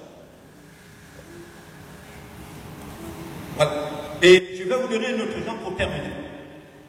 Lorsque vous arrivez au Cameroun, en Côte d'Ivoire, au Bénin, vous allez voir ce dont je vais vous dire là, ça se ressent pas. Vous vous tenez au milieu d'un rond-point. Le rond-point, normalement, la route est régie par le langage de la côte. N'est-ce pas, le code routier. Mais vous, j'observerai une chose, quand vous vous tenez au milieu d'un carrefour, vous allez vous rendre compte qu'aucun Camerounais qui utilise un véhicule sur la route ne respecte le code de la route. C'est-à-dire que chacun ne pense qu'à lui. Vous comprenez bien? C'est-à-dire la route c'est partagé. Mais vous arrivez au milieu d'un carrefour, vous trouvez que quelqu'un n'a pas la priorité à droite, c'est lui qui a la priorité à droite, l'autre va foncer, parce que chacun ne pense qu'à lui. Tant pis pour les autres. Ça peut vous donner donc de comprendre la mentalité, l'esprit du Cameroun, l'esprit de l'Afrique. Pour que vous ayez une société, je dis bien organisée, disciplinée, il faut une connexion avec la sphère supérieure pour organiser le monde. C'est comme ça. Merci. Je m'appelle Damien Tonier, je suis journaliste, particulièrement correspondant régional du journal Europe Plus en Sud. Et avant ma préoccupation, j'aimerais également saluer, n'est-ce pas, la maîtrise du sujet par le conférencier. Je me réjouis d'ailleurs de voir que c'est un homme de Dieu qui est conférencier parce que ma préoccupation, je veux un peu l'orienter dans ce sens. D'abord, je reviens un peu sur vos propos pour dire que ce que j'ai cru comprendre, c'est que le concept d'émergence en Afrique en général et au Cameroun en particulier est irréaliste parce qu'on accorde la priorité au côté matériel par rapport au côté spirituel. Mais il y a un constat que tout le monde peut faire aisément, c'est que l'Afrique, c'est l'un des continents au monde où la religion se porte le mieux. Je crois que chez nous au Cameroun, il y a pratiquement une église dans chaque maison. Mais qu'est-ce qu'on doit comprendre? Est-ce que ce sont les hommes de Dieu qui prêchent faux ou alors ce sont leurs fidèles qui font la sourde-oreille? Quand on sait que chez nous les chrétiens qui avons pour la Bible, le premier livre c'est la Genèse qui nous explique la création du monde. Je vous remercie. Merci beaucoup. Votre question est parmi les très intéressantes, à laquelle il ne manquait que cette question. Mais pour vous répondre, je l'ai souligné tout à l'heure, et c'est pour ça que je me réjouis de la question que vous posez. Je reviens sur le concept de l'humain. L'idée que vous faites de l'humain. Lorsque pour vous, l'humain est physique, et que physique, que physiologique, vous réduisez, vous définissez le bonheur comme étant physiologique. Vous définissez la richesse comme étant matérielle. Et à partir de ce moment-là, la spiritualité devient pour vous un moyen de vous réaliser dans ce sens. Vous comprenez? Donc, tout de suite, vous utilisez le même désir, vous avez la même vision de vous, la même vision du monde, mais vous utilisez un autre moyen qu'un homme politique. Parce qu'un homme politique utilise l'outil politique, la philosophie politique pour se réaliser physiologiquement. Un entrepreneur utilise son domaine pour se réaliser physiologiquement. Et quelqu'un qui est dans la religion, parce qu'il est de la même conscience, il utilise la religion aussi pour se réaliser de la même manière. Donc la spiritualité a la même source que la conscience politique, conscience entrepreneuriale, ainsi de suite. Vous comprenez? Donc cette spiritualité n'a rien à voir avec le principe créateur. C'est là le véritable problème. Bien, merci. J'ai deux préoccupations. D'abord, vous avez indiqué qu'il fallait se connecter à l'univers supérieur pour comprendre cet autre univers. Et qu'il y a eu des gens qui ont fait ce qu'on appelait à l'époque voyage astral pour comprendre un certain nombre de choses. Et je voudrais préciser que ces gens, beaucoup, on les appelle dans la société des sorciers. Alors, voudrez-vous que tout le monde devienne sorcier pour comprendre l'univers? Et votre préoccupation, c'est si toutes ces nations ont pu peut-être avoir une sorte d'émergence, est-ce qu'ils sont devenus tous des sorciers ou alors ils sont devenus chrétiens? Et comment est-ce que on peut comprendre l'entité de l'homme? Comment est-ce qu'on peut avoir des éléments pratiques, un cheminement, un processus? Merci, M. Abel. Je reviens d'abord sur un principe qui est d'ailleurs très connu, mais auquel beaucoup ne font pas attention. C'est-à-dire que lorsqu'on parle de la sorcellerie, allons la définir. Donc, c'est pour ça que dans le langage moderne, il existe le concept de magie blanche et la magie noire. N'est-ce pas? Donc, la magie blanche est considérée comme la haute sorcellerie qui organise le monde. Et donc, le Nord est dépositaire. La magie blanche. Et la magie noire est considérée aussi comme une collaboration entre l'esprit humain mais des petites entités spirituelles. On attribue très souvent cette sphère de la sorcellerie à l'Afrique. C'est-à-dire, elle est brute. C'est une jalousie brute, où les gens se détruisent, s'auto-détruisent.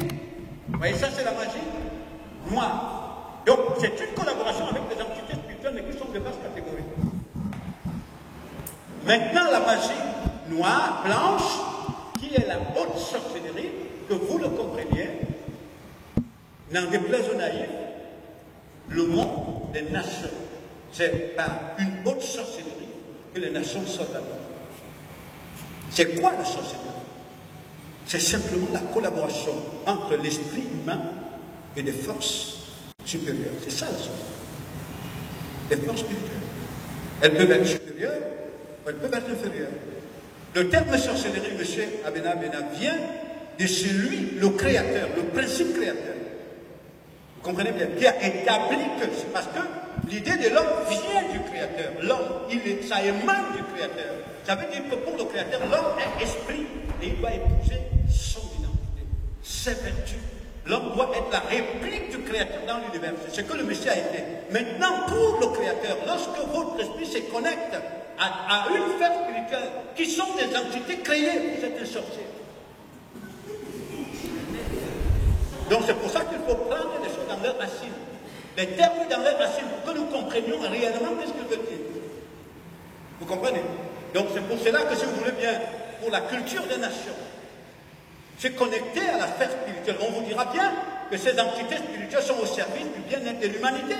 Donc les nations ne les considèrent pas comme des entités hostiles. Donc c'est pour ça qu'on ne considère pas une telle alliance comme étant sorcière. Mais pour le Créateur, elle est une sorcellerie. Vous comprenez? Donc c'est cela. C'est là la racine du pouvoir de l'humanité. Et c'est pour cela que posez-vous la question, quand on dit les États-Unis sont la première puissance universelle, on dit première puissance cosmique. Mais d'où vient leur pouvoir? Ça vient d'ailleurs.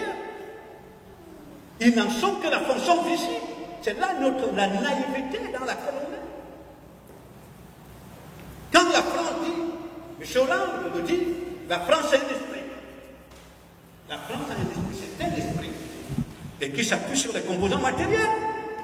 La puissance cosmique, donc c'est une représentation des entités cosmiques. C'est quoi? C'est de la sorcellerie pour le Créateur. Le processus pour y arriver. Ce n'est pas ici que je vous le donnerai. Moi, je ne suis pas là pour vous donner un processus qui vous amène à vous connecter au principe sorcier.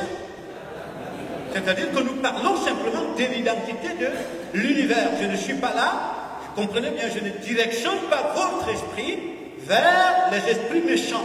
C'est-à-dire que nous parlons de l'identité de l'univers, pour que nous sortions de la naïveté, que nous comprenions l'univers. Est-ce que vous comprenez? Que nous comprenions l'univers. Nous comprenions l'univers qui est notre maison, et que nous nous comprenions. Si nous ne comprenons pas, le destin collectif ne peut pas, ni individuel. Donc, c'est la magie blanche qui construit le monde. Lorsque vous lisez très bien M. Albert Einstein, il le disait, mais je n'arrive pas à comprendre pourquoi les gens me vénèrent. Je ne suis qu'un support. Vous comprenez? Je ne suis qu'un support. Donc, ce sont ces forces que ces gens-là ont appelées Dieu. Mais quand ils parlaient de Dieu, ils ne parlaient pas du principe créateur. Et je vous ramène un peu dans l'histoire. L'âme de l'Occident aujourd'hui, c'est le paroxysme de la culture égyptienne. L'Égypte. L'Égypte. Les Occidentaux ont voulu comprendre qu'est-ce qui a fait la puissance de l'Égypte. Ils sont allés déterrer des momies pour comprendre qu'est-ce qui a fait la force de l'élite. Les Égyptiens, ils ont compris qu'ils étaient connectés à la sphère supérieure.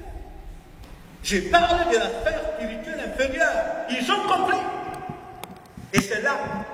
Donc, le pouvoir des nations, c'est un cycle de construction. Nous avons atteint aujourd'hui la hiérarchie. La hiérarchie des nations aujourd'hui est établie. Donc, nous sommes arrivés à la fin du cycle. Voilà, donc c'est cela. Donc, l'orientation ici n'est pas que tout le monde devienne des sorciers, mais c'est que tout le monde comprenne comment l'univers est constitué et que nous comprenions donc que pour sortir du pouvoir des forces qui oppressent le monde, il y a le principe créateur. Il faut s'orienter à lui. Parce que lui doit être, c'est avec lui que nous devons avoir le lien, c'est lui le principe de l'intelligence. Maintenant, lorsque vous parlez de chrétien, le terme chrétien, ce terme ne veut absolument rien dire. C'est-à-dire, voyez au-delà de ceux qui se déclarent chrétiens, la conscience qui les habite. Comprenez leur motivation, leurs ambitions. Vous comprendrez que chrétien, c'est de la façade. Ces hommes sont montés par la même conscience que tout le monde. C'est la même conscience qui les gouverne. C'est pour cela que la religion a été utilisée par l'Occident pour entretenir l'ignorance de la masse africaine. Oui, pasteur, je reviens encore. Oui. Oui, tout à l'heure, il a semblé également aller vers la même direction que moi, en posant la question, parce que nous n'allons pas seulement nous arrêter au niveau des paroles, oui, mais il faut bien que quelque chose soit fait. Mais comment alors? C'est ça la question. Alors, et je vous poserai également la question de savoir, selon vous, quel est le baromètre des mesures de cette émergence? Merci. Et puis, pour terminer, je dirais également que, pasteur, puisque les Occidentaux étant initiés, avec tout ce qu'ils apportent de ce côté-là, et vous avez dit également que lorsque cette initiation est faite, elle apporte également beaucoup de biens au niveau social. Mais nous constatons aussi que que ce soit nous, les Africains, qui avons beaucoup perdu, n'est-ce pas, à travers nos cultures, nos us et coutumes. Il y a également que l'homosexualité sévit actuellement aussi de ce côté-là. Est-ce aussi un principe de l'émergence? Merci. Merci. Je commence par le dernier élément que vous avez souligné. C'est que, s'agissant de l'homosexualité, donc nous revenons encore dans la correction du terme, de cette sémantique qui est utilisée. L'homosexualité est définie comme étant une relation contre nature. On parle d'une relation contre nature. Et c'est quoi la relation contre nature? C'est que de manière naturelle, légale, il est établi que l'homme doit aller avec une femme. La femme doit épouser l'homme. N'est-ce pas? C'est ça la relation naturelle. Lorsque vous échangez cette relation, vous la menez entre homme et homme, femme et femme, c'est une relation contre nature. Vous rentrez dans ce qu'on appelle l'homosexualité. Alors notre monde s'exprime par des codes, monsieur. C'est que la relation entre l'homme et la femme, c'est une image, c'est un code. L'homme, la femme généralement est constituée comme un réceptacle. N'est-ce pas? Le réceptacle. Donc, le Créateur, nous avons dit l'idée de l'homme, esprit, vient du Créateur. L'esprit homme, c'est le réceptacle du Créateur. Il est établi légalement que l'homme ne doit épouser que les vertus du Créateur. Il ne doit en être que les pressions.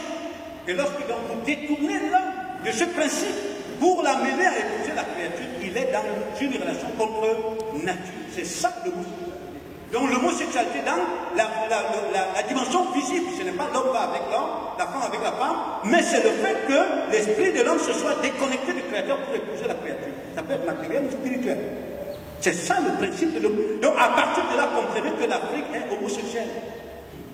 Tout en revient de l'homosexualité. C'est pour cela que c'est un principe spirituel. C'est pour cela que les Occidentaux disent que ce sont des ignorants. Ils ne connaissent pas. Parce que vous ne comprenez pas dans quel univers vous vivez. Le fait de se définir par rapport aux créatures spirituelles ou alors par rapport à la matière, vous êtes dans une relation contre nature. Vous êtes homosexuel. Donc, allez au-delà des termes, monsieur. Rentrez dans l'intelligence des termes. C'est là où je vous disais tout à l'heure que le problème, c'est qu'on s'est enfermé dans les termes. On est hors de l'intelligence des termes. Et c'est pour cela que les mots sont devenus des outils de manipulation de la masse. Comprenez bien? Donc l'Afrique est homosexuelle. N'écoutez pas ce que les dirigeants africains parlent là. Certains connaissent bien ce principe dont je vous parle. Mais ils utilisent un langage politique, un langage de manipulation parce qu'ils savent que la masse n'y comprend rien. Réveillez-vous alors. Réveillez-vous, vraiment, réveillez-vous. Merci, Pasteur. Je suis M. Netuasa. Dans la floraison de documents que je parcours de temps en temps, Je n'ai pas compris. dans la floraison de documents que je parcours de temps en temps, oui. Et au regard de l'actualité, de nos jours, on comprend un certain nombre de choses. Et il y a quelque chose qui a retenu mon attention dans ce document. Je suis obligé de lire juste 2 lignes concernant le nouvel ordre mondial. Oui. C'est George Bush qui le dit, ancien président. George Bush, oui. Parlant de nouvel ordre mondial, il dit c'est une grande idée. Un nouvel ordre mondial dans lequel divers pays peuvent s'assembler pour une cause unique. Et seuls les États-Unis ont la puissance morale et les moyens de le défendre. En fait, George Bush tenait ses propos le 18 février 1991, autant ça c'est vrai. Alors, et celui qui commentait cette analyse disait que nous le voulions ou non, que nous soyons prêts ou non, nous sommes tous concernés par une compétition qui concerne les puissances. La plupart d'entre nous sont impliqués directement dans cette compétition. En fait, je ne voudrais pas aller au-delà de tout ce que cela signifie. Mais je pense qu'à vous écouter, on a comme l'impression que ceux notamment pour les Africains, dans ce qui concerne le nouvel ordre mondial, et à regarder l'actualité, c'est comme si ceux qui croient véritablement en Dieu, ceux qui pensent que Dieu est l'alpha et l'oméga, n'ont plus de place dans ce nouvel ordre mondial qui arrive. C'est ça. Mais je ne sais pas si c'est une question que vous avez répondu. Donc, si vous voulez très bien, le nouvel ordre mondial se construit autour d'une conscience unique, appelée aussi conscience cosmique. Le nouvel ordre mondial se construit autour d'une conscience unique, appelée aussi une conscience cosmique. Lorsque vous rentrez dans la dimension de la conscience, vous rentrez dans la dimension, comme nous disons bien, nous rentrons là dans la dimension du principe qui constitue l'intelligence même de l'univers, l'âme de l'univers. Vous comprenez bien? Donc ça veut dire, à partir de ce fondement, les individus se définissent des valeurs, définissent leur identité, et ils se définissent à partir des éléments extérieurs. Et quand vous le voyez très bien aujourd'hui, vous verrez que toute la Terre est occidentale, sur le plan culturel. Toute la Terre est occidentale. J'ai dit y compris les congrégations qui sont dans le monde. Toute la Terre. Donc, l'objectif, le projet donc de l'humanité, qui remonte des âges très lointains, consistait donc à connecter tous les composants de l'univers, premièrement l'homme, à la conscience cosmique. Donc, si vous voulez le bien, c'est comme ça. C'est là que nous sommes arrivés. Donc maintenant, ceux qui ne se reconnaissent pas de cette région spirituelle inférieure, qui se reconnaissent du Créateur, ils devront être effacés. Vous comprenez? Il y a un risque qu'ils soient effacés, mais ils ne seront pas effacés. Donc nous arrivons au terme du cycle des nations, où le Créateur rend sa puissance visible. Je l'ai dit tout à l'heure, que le développement, lorsque vous le percevez par rapport au principe créateur, donc vous vous élevez au-dessus de la sphère inférieure, de la sphère supérieure de l'univers, pour vous connecter au Créateur, pour devenir la fonction visible de son pouvoir dans le monde. Donc nous entrons dans une ère de choc, d'affrontement. Et le plus grand va établir son royaume dans l'univers. Vous comprenez? Donc, les États-Unis, c'est une vision qu'ils perçoivent clairement. Et il n'y a pas très longtemps, M. Obama, lors d'un discours, quand on lui pose la question de savoir c'est quoi pour vous le péché, il dit le péché pour lui, c'est tout ce qui est contre sa culture, contre ses valeurs. Donc, ils savent bien de quoi ils parlent. C'est l'Afrique qui est naïve. Donc, vous êtes emporté dans une conscience dont vous ignorez l'identité. Comme je le disais, que ce soit les dirigeants, quand vous comprenez bien les dirigeants politiques, vous comprenez que ce sont des caisses de résonance. Ils sont les supports d'une conscience dont ils ignorent la nature, l'identité. Et c'est cela le monde. Merci. Je voudrais savoir, vous avez dit que c'est quasiment impossible que l'Afrique soit développée dans la mesure où les Africains sont plus attirés vers le bien-être personnel. J'aimerais donc savoir si on ne peut pas sensibiliser la population pour les amener à comprendre qu'ils sont dans l'ignorance et pour que tous ensemble nous puissions aspirer vers le développement. Merci. Je vais juste vous donner une image, ma fille. Quand vous avez, supposons que vous vivez à l'intérieur d'une maison, moi quand j'étais plus petit, il y a mon père qui le disait très souvent à ma mère. Et dit, deux coqs ne peuvent pas chanter dans la même maison. Deux coqs, quand deux coqs chantaient dans la même maison, ça devient quoi? Du désordre. Donc, ils disent, c'est moi. La plupart du temps, c'est moi l'homme. Donc, comprenez que nous sommes dans la configuration d'un espace universel qui a un pouvoir unique, une conscience unique, et qui doit avoir une représentation visible pour que tout le monde marche. Et à partir de là, vous allez comprendre que le niveau où nous sommes arrivés aujourd'hui, comme je le disais, nous sommes au terme du cycle des nations. Ça veut dire que la hiérarchie des nations est établie. Toute la terre a fondu dans la même conscience. Toute la terre, que vous le sachiez, toute la terre a fondu dans la même conscience. Donc nous allons aboutir là à un gouvernement unique, universel, planétaire, cosmique, unique. C'est vers là que nous sommes en train d'aller. Vous comprenez?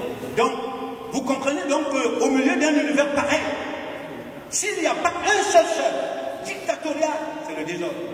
Donc ce pouvoir prétend imposer l'ordre, mais par des principes rudes, notamment s'opposant à ce que dessus cet univers, il y ait des esprits qui s'identifient aux principes créateurs.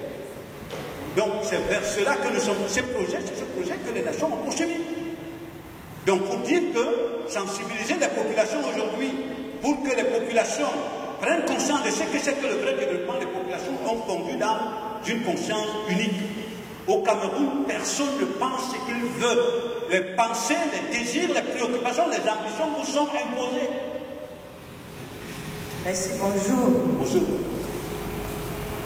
Monsieur le pasteur, je me réjouis que vous soyez un homme de Dieu et que vous êtes venu ici parce que le crédit semble trop indexé, parce que nous vivons au quotidien comme l'une des villes où le dérapage est très proclamé. Mon souci, parce qu'il y a un souci, c'est pour cela que c'est une question. Vous êtes homme de Dieu, après avoir suivi tout ce que vous avez expliqué dans cet éveil. Et comme il faut toujours répéter pour que la lampe soit allumée, quand est-ce que vous allez encore revenir? Un, de deux.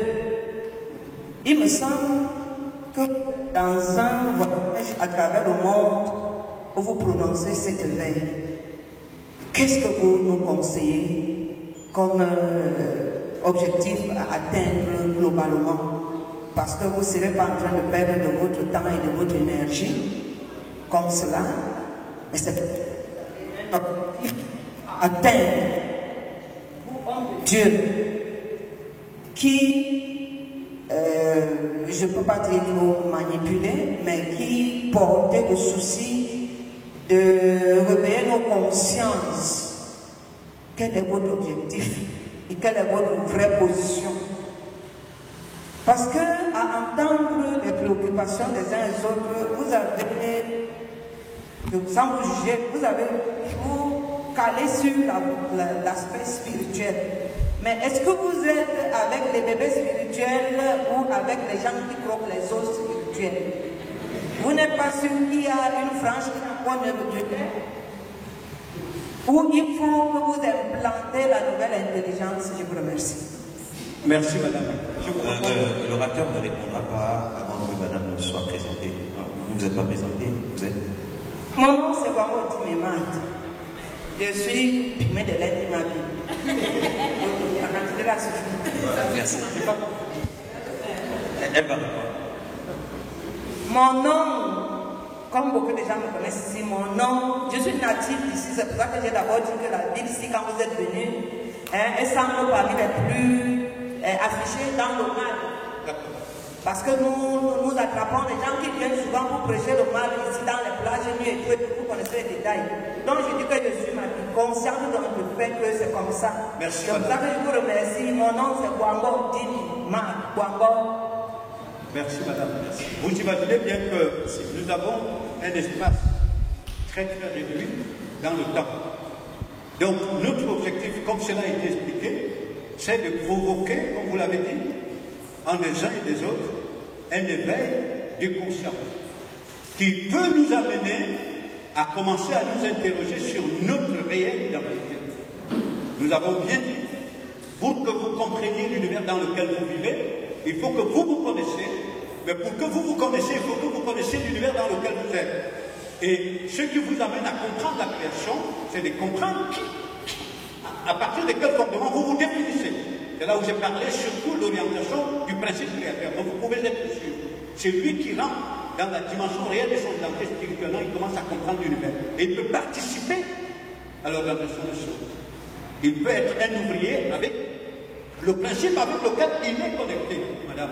Et autre chose, c'est que généralement dans les conférences, le but c'est que l'éveil soit provoqué Et ceux qui ont besoin d'aide, d'accompagnement, ça ne se fait pas pendant la conférence, ça se fait en dehors de la conférence.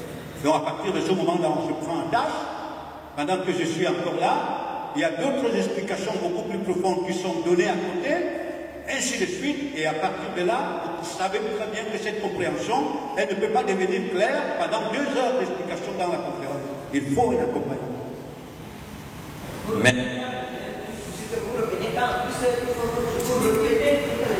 Mais vous m'inviterez, madame. Mais cette fois-ci, si vous avez besoin, vous m'inviterez. Je reviens. Voilà. Alors, vous prendrez l'initiative cette fois-ci, peut-être. Donc, nous sommes arrivés au terme de cette conférence. Je voudrais me permettre de faire un bref résumé en mettant en évidence les points saillants de cette intervention, en y associant ma petite compréhension au travers de tout ce qui a été dit. Je dirais pas forcément dans le même ordre. On vous a écouté parce que et ce que nous avons compris, c'est que l'univers est divisé en 3 dimensions. Il y a l'univers matériel. Au-dessus de l'univers matériel, il y a la sphère supérieure. Et cette sphère supérieure est scindée en 2. Il y a la région inférieure et il y a la région supérieure. Et dans votre développement, vous avez bien précisé que la région inférieure, c'est là que résident les forces du mal, les forces méchantes, donc avec leur chef, vous l'avez nommé le diable. Et donc la région supérieure, c'est là que réside le Créateur, c'est-à-dire celui que nous appelons Dieu. Et vous avez également précisé qu'en réalité, dans la pensée du Créateur, lorsqu'il a fait l'homme et qu'il a placé dans l'univers qu'il considère surtout esprit, il a voulu que l'homme soit le réceptacle dans lequel il vient loger pour rétablir ses attributs et ses vertus, afin que l'homme dans l'univers en soit la projection. Et je crois que c'est là aussi tout le sens du bonheur, l'épanouissement de l'homme au milieu de l'univers. Mais vous avez aussi, dans votre développement, nous avez amené à comprendre qu'en réalité, pour mieux situer le contexte de notre époque, il y a eu des hommes qui ont compris cette structure de l'univers et qui, eux, se sont connectés à la région inférieure de la sphère supérieure, donc Satan et donc le diable et les démons, et qui sont revenus de là avec des grandes inventions, des grandes formules mathématiques qui constituaient des forces à partir desquelles ils ont transformé l'environnement matériel dans le but que l'esprit de l'homme soit mort et que l'homme soit simplement guidé par les passions de la chair pour être un homme charnel, afin que l'homme soit dominé. Et vous avez dit donc que c'est là que les grandes puissances du monde tirent leur force et leur domination, parce que eux, leur ambition, ce ne sont pas la satisfaction des passions de la chair, mais davantage renforcer cette connexion avec ces démons, pour ainsi les nommer, et davantage garder l'humanité dans la prison des esprits, dans la prison, afin que l'homme se considère comme chair, pour ne se penser que comme chair. Et vous avez précisé, pasteur, aussi, que c'est ce qui est en train d'arriver, et que c'est d'ailleurs là le sort de l'Afrique. On a entretenu l'Afrique dans cette conscience de mort. Et vous avez, parce que quand vous parliez, on s'est dit que la solution donc est essentiellement spirituelle pour éveiller nos esprits. Mais la religion qui est venue dans le but de réveiller nos esprits, qui devait résoudre le problème, vous l'avez bien noté, est venue plutôt entretenir notre état de mort en esprit. Parce qu'on nous a annoncé un Jésus. Mais vous avez précisé dans votre développement que le Christ, justement, lui, il se connaissait comme esprit, il s'est réalisé par rapport au Créateur de la sphère supérieure et il en a révélé les vertus pour ainsi permettre aux hommes de découvrir leur identité. Mais seulement, le Christ que nous, on nous a annoncé, c'est celui qui est venu aider nos esprits à demeurer chair et à nous développer selon la chair. Peut-être c'est pour ça que nous n'avons pas trouvé de solution dans la religion. Mais parce que nous disons tous du Christ, mais nous ne le semblons pas. Et nous avons aussi, j'ai perçu dans votre développement, et je partage avec tous ceux qui sont venus, qu'en réalité, vous ne prenez pas le modèle de développement occidental. Parce que le modèle de développement occidental, ce sont des esprits humains qui se sont connectés à la sphère, à la région supérieure, dans les démons, qui ont eu l'avantage d'avoir la capacité de transformer l'environnement qui nous éblouit, mais en même temps, qui se traduit par des vertus du mal. Certains ont cité le mot sexualité, il y a l'égoïsme, il y a la dépravation des mœurs, il y a la perversité, il y a la débauche, qui se définit bien sûr dans la dimension spirituelle, mais on voit bien que le modèle de développement occidental a détruit l'humanité là-bas, ce ne sont pas des modèles. Donc vous ne prenez pas ce modèle de développement, mais vous dites qu'ils ont perçu que c'est la force pour transformer l'environnement et pour assujettir les peuples. Et aussi, nous avons perçu que ce modèle de développement n'est pas un modèle parce que ceux qui se sont élevés veulent rester au sommet et veulent dominer les autres pour les écraser. Donc ça ne vient forcément pas du créateur, ça vient du méchant et ce n'est pas ce que vous prenez. Et vous nous annoncez qu'il y a la possibilité unique de sortir de là, pasteur, la possibilité unique de sortir de là, c'est de trouver la voie de connexion avec le créateur. Malheureusement, plusieurs d'entre nous sont dans les religions. Nous avons été embarqués dans une aventure religieuse qui n'a pas changé notre condition de chair. Parce que nos prières, c'est l'argent, c'est les voitures, c'est les maisons. Nos désirs, c'est les choses matérielles. Et voilà ce qu'on nous a annoncé comme Christ. Donc, en conséquence, nous nous sommes certainement trompés. Et nous remercions le pasteur qui nous a donné de comprendre qu'il y a le véritable Christ, qui lui s'est connu comme esprit, qui voudrait que nous nous connaissions comme esprit pour suivre le chemin de sa réalisation, c'est-à-dire de se connecter au Créateur, revenir à lui et retrouver son identité pour aussi la manifester. C'est là que nous sortons de la liberté. Le constat que nous pouvons faire aujourd'hui, pasteur, pour finir, c'est qu'on voit bien que les ambitions de ces esprits humains qui sont allés se connecter avec les démons se sont bien réalisés, parce que quand on regarde dans nos foyers, on regarde dans nos ménages, on regarde sur nos enfants, on regarde la population de l'Afrique et tout ça, on voit bien que nos foyers sont minés par l'égoïsme, chacun ne pense qu'à lui. On voit ça dans nos rues, on voit ça dans nos maisons, chacun ne pense qu'à lui, chacun ne poursuit que ses intérêts personnels. Nos foyers sont gouvernés, nos familles sont gouvernées par la division, par les haines, par les querelles, par les jalousies, par les animosités, par les crimes, par les impudicités, par tout ce qui est mal, dont on comprend qu'ils ont atteint leur ambition.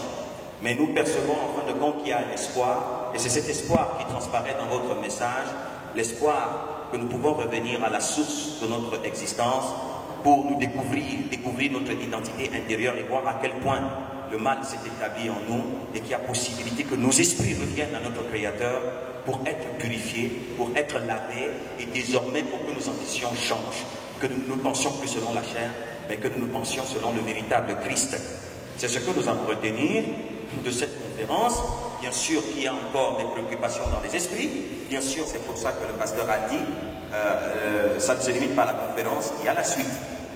Donc, qui peut se faire en aparté.